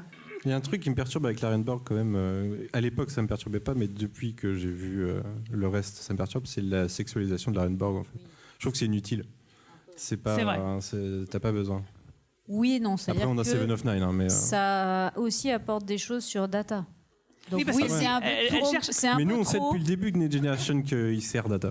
Oui, mais sauf que voilà, moi, en l'occurrence, j'ai pas vu de Next Gen et effectivement, ça apporte des informations sur Data, sur sa quête de lui devenir un humain, t'as raison, etc. Marie-Paul. Ça va trop loin, effectivement. Enfin, non, mais en fait, je comprends, ça va trop loin. Elle explique quand même que c'est une tactique. C'est une tactique pour Data. C'est pas un truc qu'elle ferait avec tout le monde. Enfin, il y avait une sacrée tension sexuelle quand même dans cette scène. Mais c'est parce qu'il fait chaud, quand il fait 39 degrés, t'es à côté de moi, t'es tout ça. Mais du coup, vu les 8 ans, c'était Tasha. Oui, c'est Tasha Yar, oui, parce qu'effectivement. Dans l'Enterprise en folie. Deuxième épisode de la série, épisode tout pourri. Merci, parce que j'avais complètement oublié cette scène. Et je réfléchissais, parce qu'il avait essayé de draguer une de ses, ses collègues. C'est plutôt elle qui essayait de le draguer. Et puis, je me souviens, je l'avais vu avec ma mère qui m'avait dit...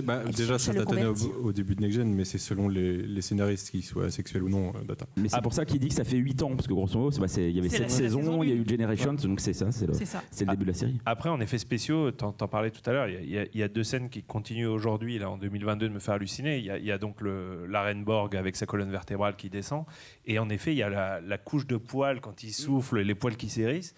Encore aujourd'hui, je suis pas totalement certain de comment ils l'ont fait en fait. Si c'est purement de synthèse, on dirait, non? Mais ça n'a pas été remaster, ça, je me pose non, non, c'est juste que je pense pas que ce soit l'image de synthèse, moi. Non, c'est du prosthétique et tu mets un petit ventilateur.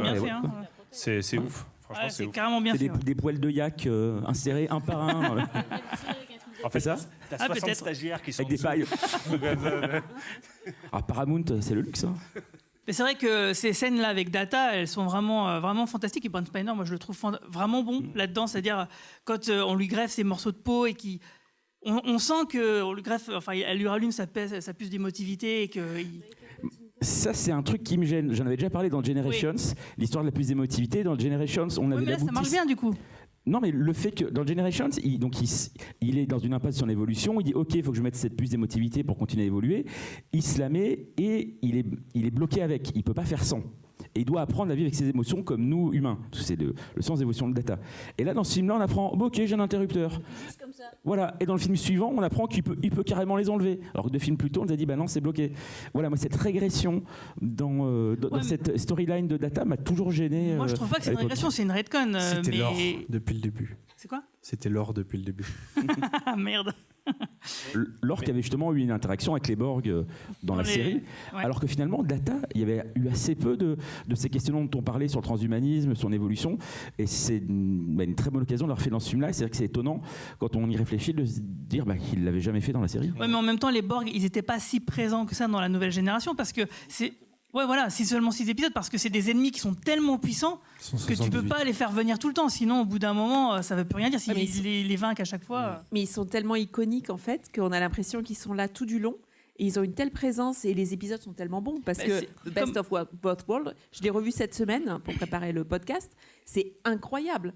Ils avaient clairement pas le même budget, mais tout tient dans le scénario et de manière incroyable par le jeu des acteurs et par ce qu'on nous raconte. On nous raconte la bataille de Wolf 359. Mais tout est dans les tensions, les affrontements entre les personnages. Et d'ailleurs, je reviendrai sur un des personnages de ce double épisode qu'on ne revoit plus jamais après. Shelby. Mais on avait une spécialiste des Borg. Incroyable. On la revoit dans Lower Decks, il me semble. Ah oui. Ouais, mais honnêtement, on a une spécialiste des Borg, on a une femme puissante. Je me souviens qu'elle m'avait énervée jeune, mais honnêtement, j'ai revu l'épisode là, je me suis dit, elle est fantastique. Mais elle est fantastique. Pourquoi on l'a jamais plus revue? Star Trek a jamais été très fort pour. Parce qu'elle avait énervé le public à l'époque. Peut-être qu'elle avait énervé le public à l'époque. C'est vrai. Non, mais c'est vrai. Et c'est vrai que Star Trek n'a jamais été très fort pour faire revenir les personnages secondaires de la série. Parce qu'en fait, à l'époque, si vous vous souvenez, à la fin de la saison 3, si je me souviens bien, donc Patrick Stewart, ils n'étaient pas sûrs qu'il allait rempiler pour la saison 4 et ils se disaient peut-être que Riker va en faire un capitaine et que peut-être du coup ils font une nouvelle numéro 1 et que ça aurait été elle. Bon, finalement, mais il y a plein de personnages iconiques qu'on n'a pas revus. Shelby, Jellicoe, on pourra en citer. Jellicoe, quand même. Moi, je le trouve iconique en tout cas. Il n'est pas sympathique, mais il est iconique. À l'inverse, dans le film, on a Reginald, qui est un personnage qui à la base part comme un épisode classique de un mec chope des pouvoirs, pète un plomb. Sauf que là, il revient bien et on le revoit plus tard et c'est un personnage c'est joué par Dwight Schultz, donc on connaît de Looping de l'agence touriste. C'est le fanboy du coup de Zefram Cochrane. En fait, c'est un personnage qui est devenu préféré des fans. On le revoit même dans Voyager. D'ailleurs, il a un arc assez important. Parce que c'est un gars qui est très dépendant des holodecks. Il a beaucoup de problèmes. Donc, il travaille beaucoup avec la conseillère là-dessus, justement. Et ça marche bien. Et le revoir là-dedans, ça nous fait un bon petit cameo comique, quoi. Puis, il y a un petit clin d'œil avec Data, le fait qu'il ait la partie avec l'œil, avec la peau humaine. Moi, je vois une légère référence à Terminator 1 et 2, qui a été la grande franchise juste avant Star Trek. Quand tu vois la Reine Borg, quand il se prend les balles. Voilà, tout à fait. On a même quand tu vois la Reine Borg, quand tu vois la Reine Borg morte à la fin, qui est débarrassée de tout son truc, c'est carrément un crâne de Terminator. Mais pour moi, c'est un peu le chant du cygne de Brent Spinner, ce film, en tant que Data. Parce que je trouve que c'est le film où il est le meilleur. C'est le film où physiquement il tient encore le coup. Et je trouve vraiment que dès le film suivant, il est plus là, il a plus envie d'être là, et je trouve qu'en plus tout est forcé. Et pour moi, c'est vraiment c'est à la fois l'apothéose, mais aussi la mort de Data un petit peu. En plus, ça sort la même année qu'Independence Day, où il joue un rôle pour lequel il voulait justement changer de son rôle de Data. Quoi. Mais je pense qu'il ressentait aussi son vieillissement physique, et je pense qu'il était de moins en moins à l'aise. Il le dit, c'est lui qui le dit, il était de moins en moins à l'aise dans ce personnage, parce que c'est vrai qu'un androïde qui vieillit, c'est bizarre quand même. Et même là, dans le film, tu le vois un petit peu au niveau du maquillage, mais je trouve que c'est beaucoup plus apparent dans Insurrection. Et pour moi, c'est le meilleur, mais aussi la fin de Data. C'est vrai que Insurrection, si je me souviens bien, c'est quoi? C'est 99? C'est 3 ans après, donc First Contact. C'est vrai que c'est étrange. Génération et First Contact, il est sorti directement après, alors que Génération, c'était pas un gros succès. First Contact, ça a plutôt bien marché. Et ils n'ont pas enquillé, mais c'est sans doute parce que les acteurs, ils n'avaient pas trop envie d'y être. Mais on en reparlera dans le prochain podcast sur les films. Mais tu parlais de transhumanisme. En fait, c'est intéressant de voir que le principe du transhumanisme, c'est prolonger la vie sous toutes ses formes et en fait que Data soit le seul personnage de NextG qui casse sa pipe, ça paraît assez bizarre. Spoiler pour non, on le sait grâce à Picard. J'avais oublié. Mais voilà, je trouve que c'est intéressant parce que si, pour un thème qui est sous-jacent, que ce soit le personnage qui est censé vivre plusieurs centaines d'années et qui passe alors que tous les autres sont encore vivants. Je dirais juste le seul pour l'instant. Picard saison 3 l'année prochaine. Ouais, bon. C'est vrai. Combien il y a de morts? Ouais, il y a ta Chaillard, mais... Et justement, moi j'ai une question pour toi, Marie-Paul. Toi qui as vu la saison 2 de Picard, donc avec la Reine Borg, avant ce film-là, voilà, ça t'a fait bizarre, j'imagine. À quel niveau? Je sais pas, quel est ton ressenti par rapport au personnage parce que, tu vois, nous... C'est vrai qu'on a un team-up dans Picard saison 2 avec la Reine. Ouais, voilà, c'est ça. C'était moins chiant que Picard, déjà, hein, soyons clairs. Ça, c'est pas difficile, vous me direz. Il y a beaucoup plus d'informations, effectivement. Tu comprends plus de choses quand t'as pas vu les Next G, quand t'as pas toute la mythologie Borg que vous avez, que je n'ai pas. Il y a des choses, quand même, que j'ai pas tout saisi. Bon, j'avais oublié que j'avais vu J'ai une mémoire catastrophique si je note pas les choses. J'avais oublié que j'avais vu l'épisode que tu citais sur Picard qui revient, voilà, famille qui revient dans sa famille après son PTSD. Effectivement, les réactions qu'il a dans le film, il en a déjà un peu dans cet épisode-là. J'ai mieux compris certaines choses que dans Picard. Picard, elle est quand même toute seule et elle prend possession. Et ce qui est étonnant, c'est que dans Picard, elle va carrément moins vite que là. Bon, ok, là c'est un film, c'est pas une série, c'est pas la même. On n'a pas la même timeline. En plus, l'action court sur 15 heures à peu près. Ouais, et moi, ce qui m'a épaté, c'est ok, ils ont infiltré hyper vite le vaisseau, mais genre ils ont monté leur nid, quoi. Leur nid en 5 minutes. Ils ont assimilé. Il y a des centaines de en quelques heures, ils disent, en quelques heures, alors que la Reine Borg dans Picard, elle galère de ouf pour assimiler une œuf, quoi. Donc ça m'a fait... Voilà. Mais j'imagine que je comprendrais mieux en voyant les épisodes avec les 6 épisodes de... Non. Ok, non. d'accord. Mais ça marche mieux que dans Picard, clairement. Après, c'est un peu ce qu'on reproche à Picard aussi, c'est que finalement, il y a à peu près autant de fond en 20 heures de show qu'il y en a en 1h30 d'un film comme First Contact, quoi. Ouais, c'est clair. Tout à l'heure, on parlait donc du côté humoristique, et justement, je voulais revenir sur quelqu'un qu'on n'a pas cité encore, un caméo d'un autre personnage d'une autre série Star Trek Voyager, qui est donc le docteur holographique, joué par Robert Picardo. Ouais, merci. Il y a même 2 caméos, puisque tu as Nilix aussi qui est là. Alors, il n'interprète pas son rôle, mais il est là quand même. Ouais, il joue le gars qui accueille Picard dans l'holodeck. Les Borg, il accueille les Borg dans l'holodeck, donc une simulation de Mais d'ailleurs, Robert Picardo joue le rôle du docteur Zimmerman dans Deep Space Nine. Tout à fait. Tout à fait. Le vrai personnage, celui qui est à la base de l'image holographique. Mais voilà, c'est plutôt amusant que Crusher active l'hologramme d'urgence, parce que dans Voyager, le docteur se fait tuer. J'espère que je ne spoil personne. Ouais, tu peux y aller, c'est bon. Allez. Mais dans le pilote, voilà, le docteur meurt et voilà le docteur est activé, mais c'est plutôt drôle comme scène, voilà. Oui, parce qu'en fait, on se dit bon, ok, donc dans Voyager, il y a un docteur holographique, donc ça veut dire c'est un prototype dans Voyager. Ouais, c'est un prototype, mais on peut se dire quand même qu'il est ailleurs, parce que Enterprise pour le coup, c'est très logique qu'il y soit en fait. Ça oui, aurait été bizarre qu'il y soit pas. Oui, complètement. Et le fait que se dire, mais pourquoi du coup il l'utilise pas? Bah voilà, parce que Crusher elle déteste ça, et elle l'utilise pour justement ralentir les Borg. Et moi j'ai trouvé que cette scène vraiment très drôle, parce que bon, lui il est très très drôle. Puis en plus il a une phrase un peu à la McCoy en disant, moi je suis docteur, je sais pas quelle porte, je sais plus ce qu'il dit. Donc il est vraiment très très drôle. Non, mais c'est vrai que donc même si le film est très très sombre, on a quand même heureusement des petites touches d'humour. D'ailleurs, c'est sympa de voir que les blagues quand même fonctionnent, parce qu'on a entendu les gens rigoler dans la salle. Et là-dessus, moi, James Cromwell, le fait d'avoir vu sur grand écran, franchement, je suis vraiment impressionné par son jeu, parce qu'il y a des mimiques, des subtilités dans son jeu que je ne voyais pas sur ma petite télé, et que là, du coup, je voulais lui rendre hommage par rapport à ça, parce que il m'a époustouflé, il m'a fait rire. Pour des scènes pour lesquelles je rigolais pas avant, parce que je sentais pas toute la subtilité du truc, quoi. Donc là-dessus, vraiment bravo, quoi. Et quand il joue les anti-héros, qui comprend pas du tout le culte dont il fait l'objet, mais c'est perturbant en même temps. Moi d'ailleurs, il a un peu trop de connaissances sur le futur technique. Ouais. Est-ce que c'était cette vraie question? Est-ce que ça a toujours été comme ça, ou est-ce que ils ont réparé la timeline vraiment? Alors ça, c'est une vraie question. Il y a même des théories là-dessus sur Internet où en gros ils te disent les divergences de timeline dans Star Trek. Ouais, mais c'est toujours tangent. Mais il y en a qui disent que justement à partir peut-être de First Contact, peut-être que du coup tout est déjà réécrit. Tu vois, ce qui pourrait justifier Discovery ou des trucs comme ça. On a été dithyrambique sur le film et je le pense et je le penserai jusqu'au bout. Il faut quand même dire un truc.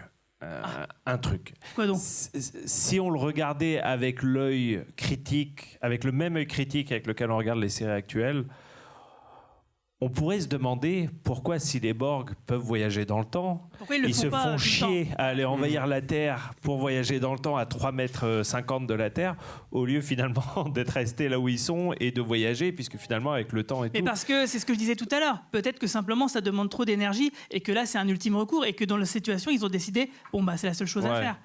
Tout simplement. C'est possible, sauf c'est un truc aussi bête que ça, mais... Sauf que là, ils y vont avec des gros sabots, avec le gros cube Borg et tout. Tu te rends compte qu'ils ont finalement des navettes qui sont grosses comme des... Enfin, voilà, comme des petits vaisseaux.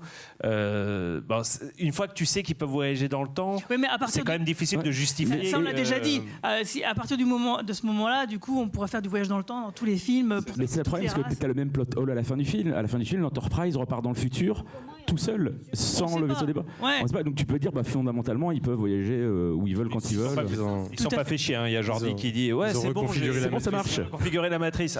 Nickel, on y va, go. Mais alors justement, dans les commentaires, il y avait Brandon Braga et Ronald D. Moore qui en parlaient de ça. Ils ont dit à ce moment-là dans le film, franchement, on n'avait pas envie de rajouter 2 minutes de blablabla où on y retourne, on vous explique comment on fait, quoi. Bah oui, mais non, en fait. Ouais, mais bon. Et ça marche. Mais moi, je trouve que ça marche. Non, moi, le film, c'est fini. J'ai fait, mais comment ils sont rentrés ? Oui, mais. Ils ont reconfiguré la matrice. Voyage dans le temps. Oui, mais regarde, le film, il se finit pas sur eux. Le film, il se finit sur les gens qui sont au 21e siècle. Oui, mais toi, moi, ça me rappelle la fin de Star Trek Beyond, où grosso modo, la mort n'existe plus grâce aux tribules. Oui. Moi, je trouve que ça marche à fond. Assez gênant. Et j'en ai jamais rien eu à foutre. Mais je suis toujours en train de me demander, quand on critique les nouvelles séries, à chaque fois je me dis, mais finalement, est-ce qu'on n'est pas devenu un peu ce qu'on reprochait aux autres nous-mêmes ? C'est-à-dire que finalement le film repose lui-même sur un plateau. Romain, je te trouve trop dur parce que je trouve qu'on n'est pas si dur que ça avec les nouvelles séries. Vous êtes trop gentil sur certains films quand même. Picard, si on a critiqué, c'est parce que ça devient chiant pendant 10 épisodes sur 12. Franchement, et que du coup, comme on s'emmerde, on trouve des trucs à redire. Là, on s'est très bien amusé, le film fonctionne très bien, le rythme est très bien. Donc oui, effectivement, on peut pinailler sur des trucs comme ça, mais comme le film nous a plu, on n'a pas envie de pinailler, tout simplement. Et effectivement, et en plus de ça, je le répète, mais le film se termine sur Lily et sur Zéphane Cochrane et sur les Vulcains. C'est eux la tension de... Je veux dire, à un moment donné, le récit, il a décidé de s'axer là-dessus, et puis sinon, ça aurait été trop lourd. Parce qu'il ne faut pas oublier, c'est le premier contact, en fait, le sujet du film. Ça fait des très bonnes blagues. Tu nous as énervé, Guigui, là. Ouais, non, j'en ai marre, j'ai tout cassé. Comme dit Manu, ça fait des très bonnes blagues dans le Radex, Ouais. Et donc pour conclure, moi je voudrais quand même vous interroger sur la meilleure scène du film entre Lily et Patrick, entre Patrick Stewart, mais entre Picard et Lily, où elle leur met justement en place. Parce que je disais tout à l'heure qu'effectivement, on nous explique ce que c'est Star Trek, mais là on voit que Picard quand même, il est même contre les valeurs qu'il présente à Lily au début. Moi cette scène, le film, je l'ai vu 3 fois cette semaine.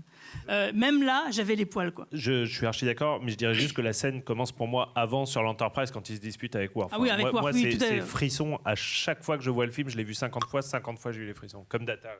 Et franchement, il insulte Worf. Enfin, perso, moi j'avais l'impression que et tout est dans le regard de Michael Dorn. Quand il regarde Picard, on a l'impression il se retient de lui arracher la tête. Littéralement. Et mais tout est dans l'intensité. Et dans une autre série, dans un autre film, dans une autre franchise, il y aurait eu des coups de poing, il y aurait eu de la violence. Là, tout se passe dans des jeux de regard. Et en Picard dit non mais c'est bon, c'est moi le chef. Voilà, et il va dans son bureau. Et là, Lily vient le confronter. Et après, Picard vient et s'excuse auprès de Worf. Mais je trouve que la séquence, les 3 séquences s'enchaînent magnifiquement bien. C'est le jeu, l'alchimie entre les 2 acteurs est vraiment, vraiment fantastique. Et puis même sur ce que ça raconte, quoi. Voilà, Star Trek, en fait, si vous voulez, il y a beaucoup de gens qui imaginent que Star Trek c'est un peu lisse comme truc. Et là, ça leur démontrait que non, c'est pas que lisse, quoi. Il y a aussi des fois des aspérités. Ouais, et puis... Moi, je veux avoir la vie de Marie-Paul. La vie de Marie-Paul. C'est un peu ambivalent, c'est-à-dire que tu te dis tu as envie d'arracher la tête de Picard, effectivement comme Worf, qu'ils sont tous c'est les ordres et on suit les ordres. Moi, ça c'est un truc qui m'a toujours un peu perturbé, mais on sait aussi. Ouais, mais là tu vois bien que Worf, il a confronté. Bon, il a pas le dernier mot, mais il a quand même les ordres. On ne sait pas s'il les suit. Là, il a juste. Mais personne n'a bougé, c'est-à-dire que c'est l'humaine qui vient du passé, qui remet un peu, Picard. la tête dans son caca et lui dit oh mec réveille-toi, tu délires total, ça va pas bien, c'est pas du tout ce que tu viens de m'exposer il y a 5 minutes. Et c'est vrai que dans Star Trek souvent même Shatner aussi, il y a des moments où c'est comme ça, tu as envie de les prendre et de les secouer, de leur dire mais en fait arrêtez de vous regarder le nombril et en fait vous n'êtes pas tout seul, vous avez tout un équipage, vous avez des conséquences assez... à ce moment-là, il perd ça de vue justement. Voilà, il perd tout contrôle. Et, bon, après, ça s'explique aussi par son traumatisme absolu de Borg, d'assimilation, de tout ce que ça entraîne. Et effectivement, il n'a que cette rage, il n'y a plus rien, il est complètement aveugle au final avec tout ce que ça implique. Mais oui, c'était intéressant d'avoir cette remise un peu sur les rails. Mais voilà, heureusement qu'il y avait ce truc-là, parce qu'il n'y aurait pas eu cette remise sur les rails, j'aurais été fâchée sur cette scène. Oui, mais de toute façon, toutes les scènes où Picard, quand il tue l'enseigne Lynch ou d'autres personnes, c'était clairement pour nous monter là-dessus. Il n'y aurait pas eu cette scène, ces autres scènes n'auraient pas existé, tout simplement. Et juste pour revenir sur le fait que ce soit Lily Sloan qui confronte Picard et qui le remette sur le droit chemin, en fait, c'est un défaut de la série qui n'a jamais su quoi faire de Diana Troy. C'est le conseiller, c'est la psychologue du vaisseau, c'est elle qui aurait dû le faire. Parfois, elle est écrite de telle manière qu'elle explique aux gens qu'ils doivent faire ci, doivent faire ça pour telle raison. Par exemple, dans Le meilleur des deux mondes, quand Riker prend une mauvaise décision, ne prend pas Shelby, ne suit pas son avis parce qu'il veut partir en away mission. Et là, Diana Troy lui dit non, le capitaine est en danger, vous devez rester ici sur la passerelle. C'est là, je crois, une des seules fois où elle donne son avis. Sinon, on fait toujours appel à d'autres personnages. Guinan, pour justement Le meilleur des deux mondes, où elle vient dire à Riker non mais attendez, il faut faire ci, il faut faire ça. Là, c'est Lily Sloan. C'est la faute des scénaristes. Ils avaient une conseillère, mais pourquoi ils ne l'ont pas utilisée ? On est d'accord. Elle est mal écrite. Ouais, c'est très mal écrit. Et si vous voulez se débarrasser du personnage, ils auraient dû le faire. Elle n'est pas juste là pour faire joli. C'est la conseillère du vaisseau. Et dans plein d'épisodes, ils n'ont pas su l'utiliser. Dans Picard, ils ont très bien su l'utiliser. Quand Picard vient rendre visite à Riker et à Troy, voilà. Et elle est très très bien écrite et elle confronte bien Picard. Mais sinon, d'autres prennent sa place. Est-ce que c'est pas un défaut d'écriture sur certains personnages secondaires, notamment les personnages féminins en plus, qui devraient avoir plus de présence et qui sont complètement écrasés par les personnages principaux masculins. C'est pour ça qu'ils se sont un peu rattrapés sur Deep Space Nine et sur Voyager, etc. Ouais, non, mais j'ai soif d'alcool.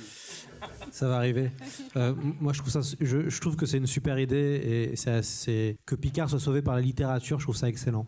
C'est-à-dire qu'en fait, on revient à la littérature. Bon, c'est vrai que c'est le capitaine un peu intello, entre guillemets. En plus, il est français. Bon, bref, on a tous les poncifs.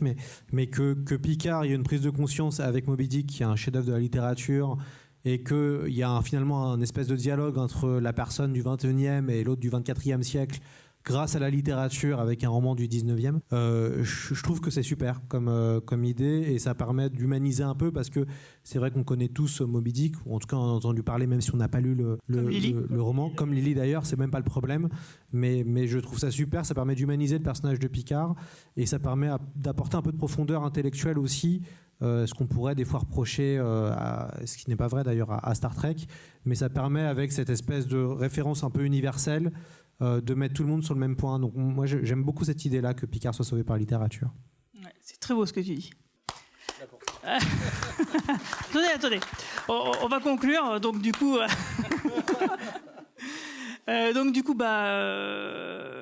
Manu, ton dernier mot sur le film par exemple. Wow, tu me prends dépourvu. Non, à un moment, Quel alcoolique celui-là hein.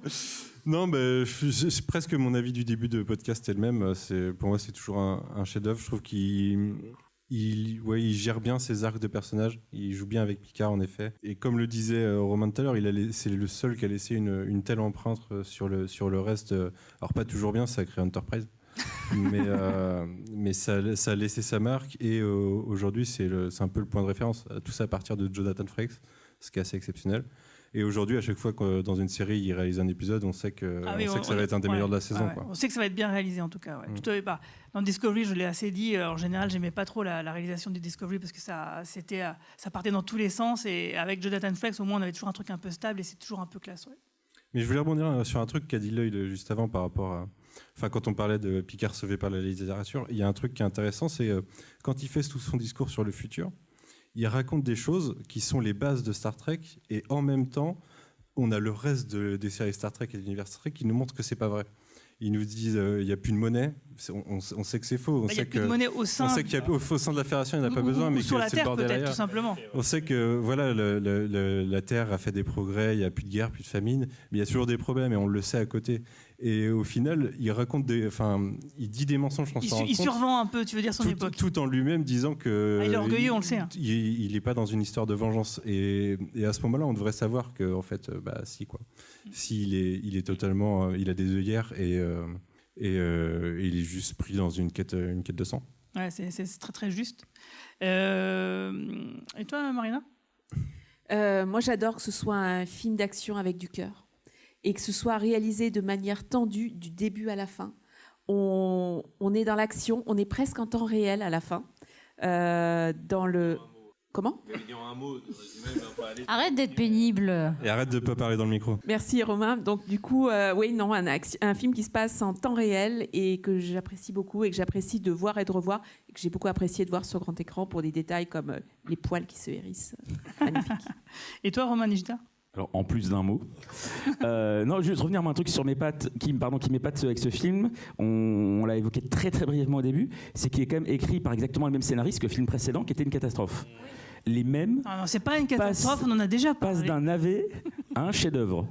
Tout ça parce que là, ils ont eu le temps de bosser, tout simplement. On a parlé dans le précédent podcast du contexte dans lequel ils ont écrit et tourné Generations. Et là, ils ont eu le temps de travailler leur script, d'écrire le meilleur film Star Trek de ces 25 dernières années. Et tout ça avec les mêmes bonhommes.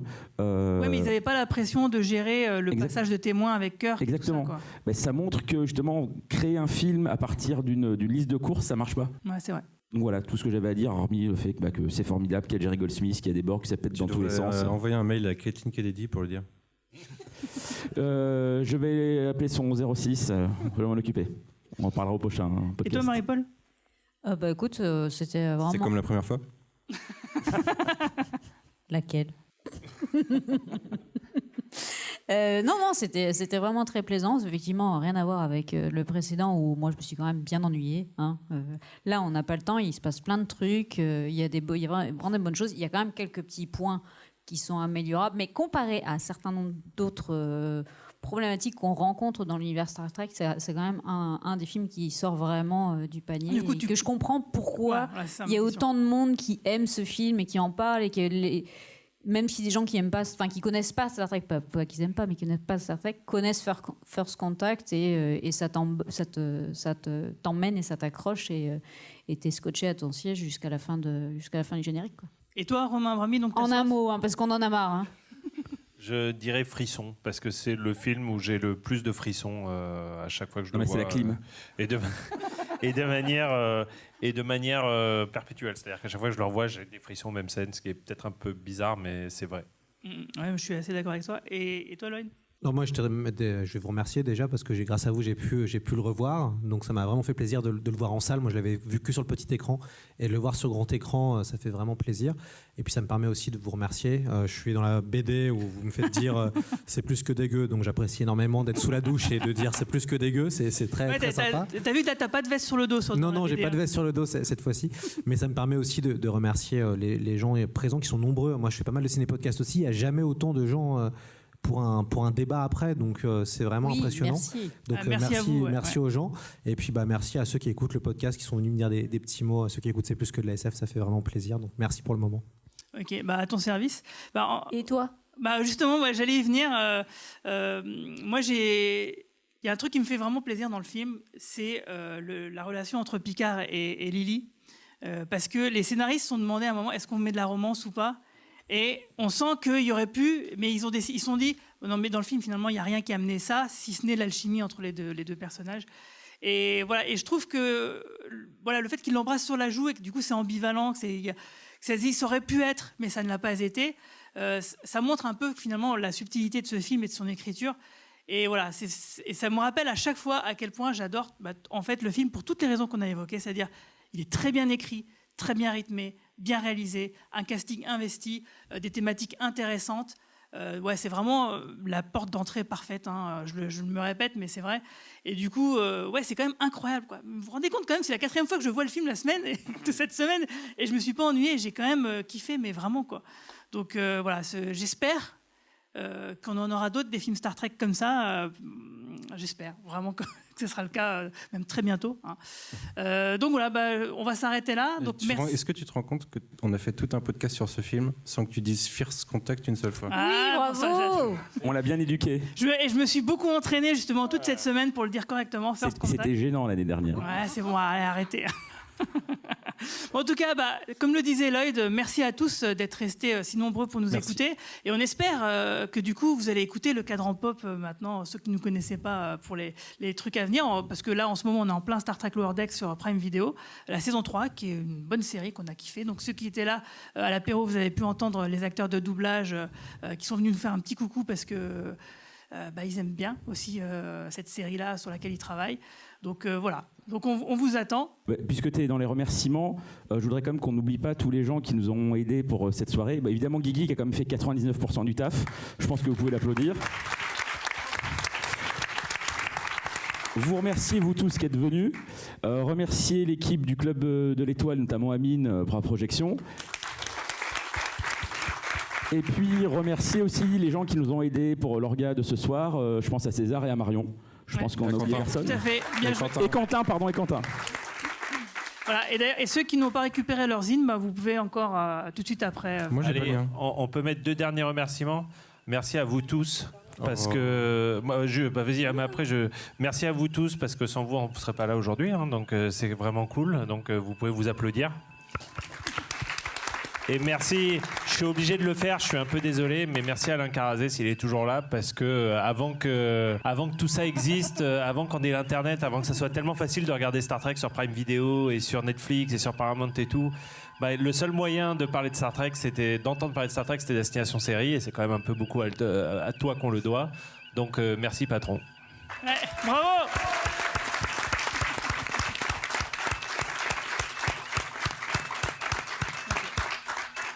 Et je voulais juste rajouter que dans quelques semaines, il y aura un podcast assez spécial où il n'y aura que des filles. Donc j'espère que vous nous écouterez. Si, je fais un teaser. J'espère que vous serez très nombreux et nombreuses à nous écouter ce jour-là. Mais nous prenons le pouvoir. Désolé, c'était de haute lutte, mais on a réussi à convaincre Guigui de nous laisser les commandes. Donc bien sûr, ce sera moi à la technique. Donc c'est pas dit que vous réussissiez à l'écouter, mais je ferai du mieux. Eh bien, longue vie et prospérité à tout le monde. Salut. Au revoir. À bientôt. Make it so. Make it so. Make it so.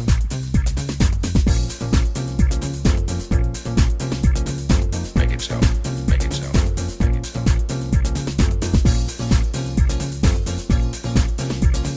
Make it so. Make it so.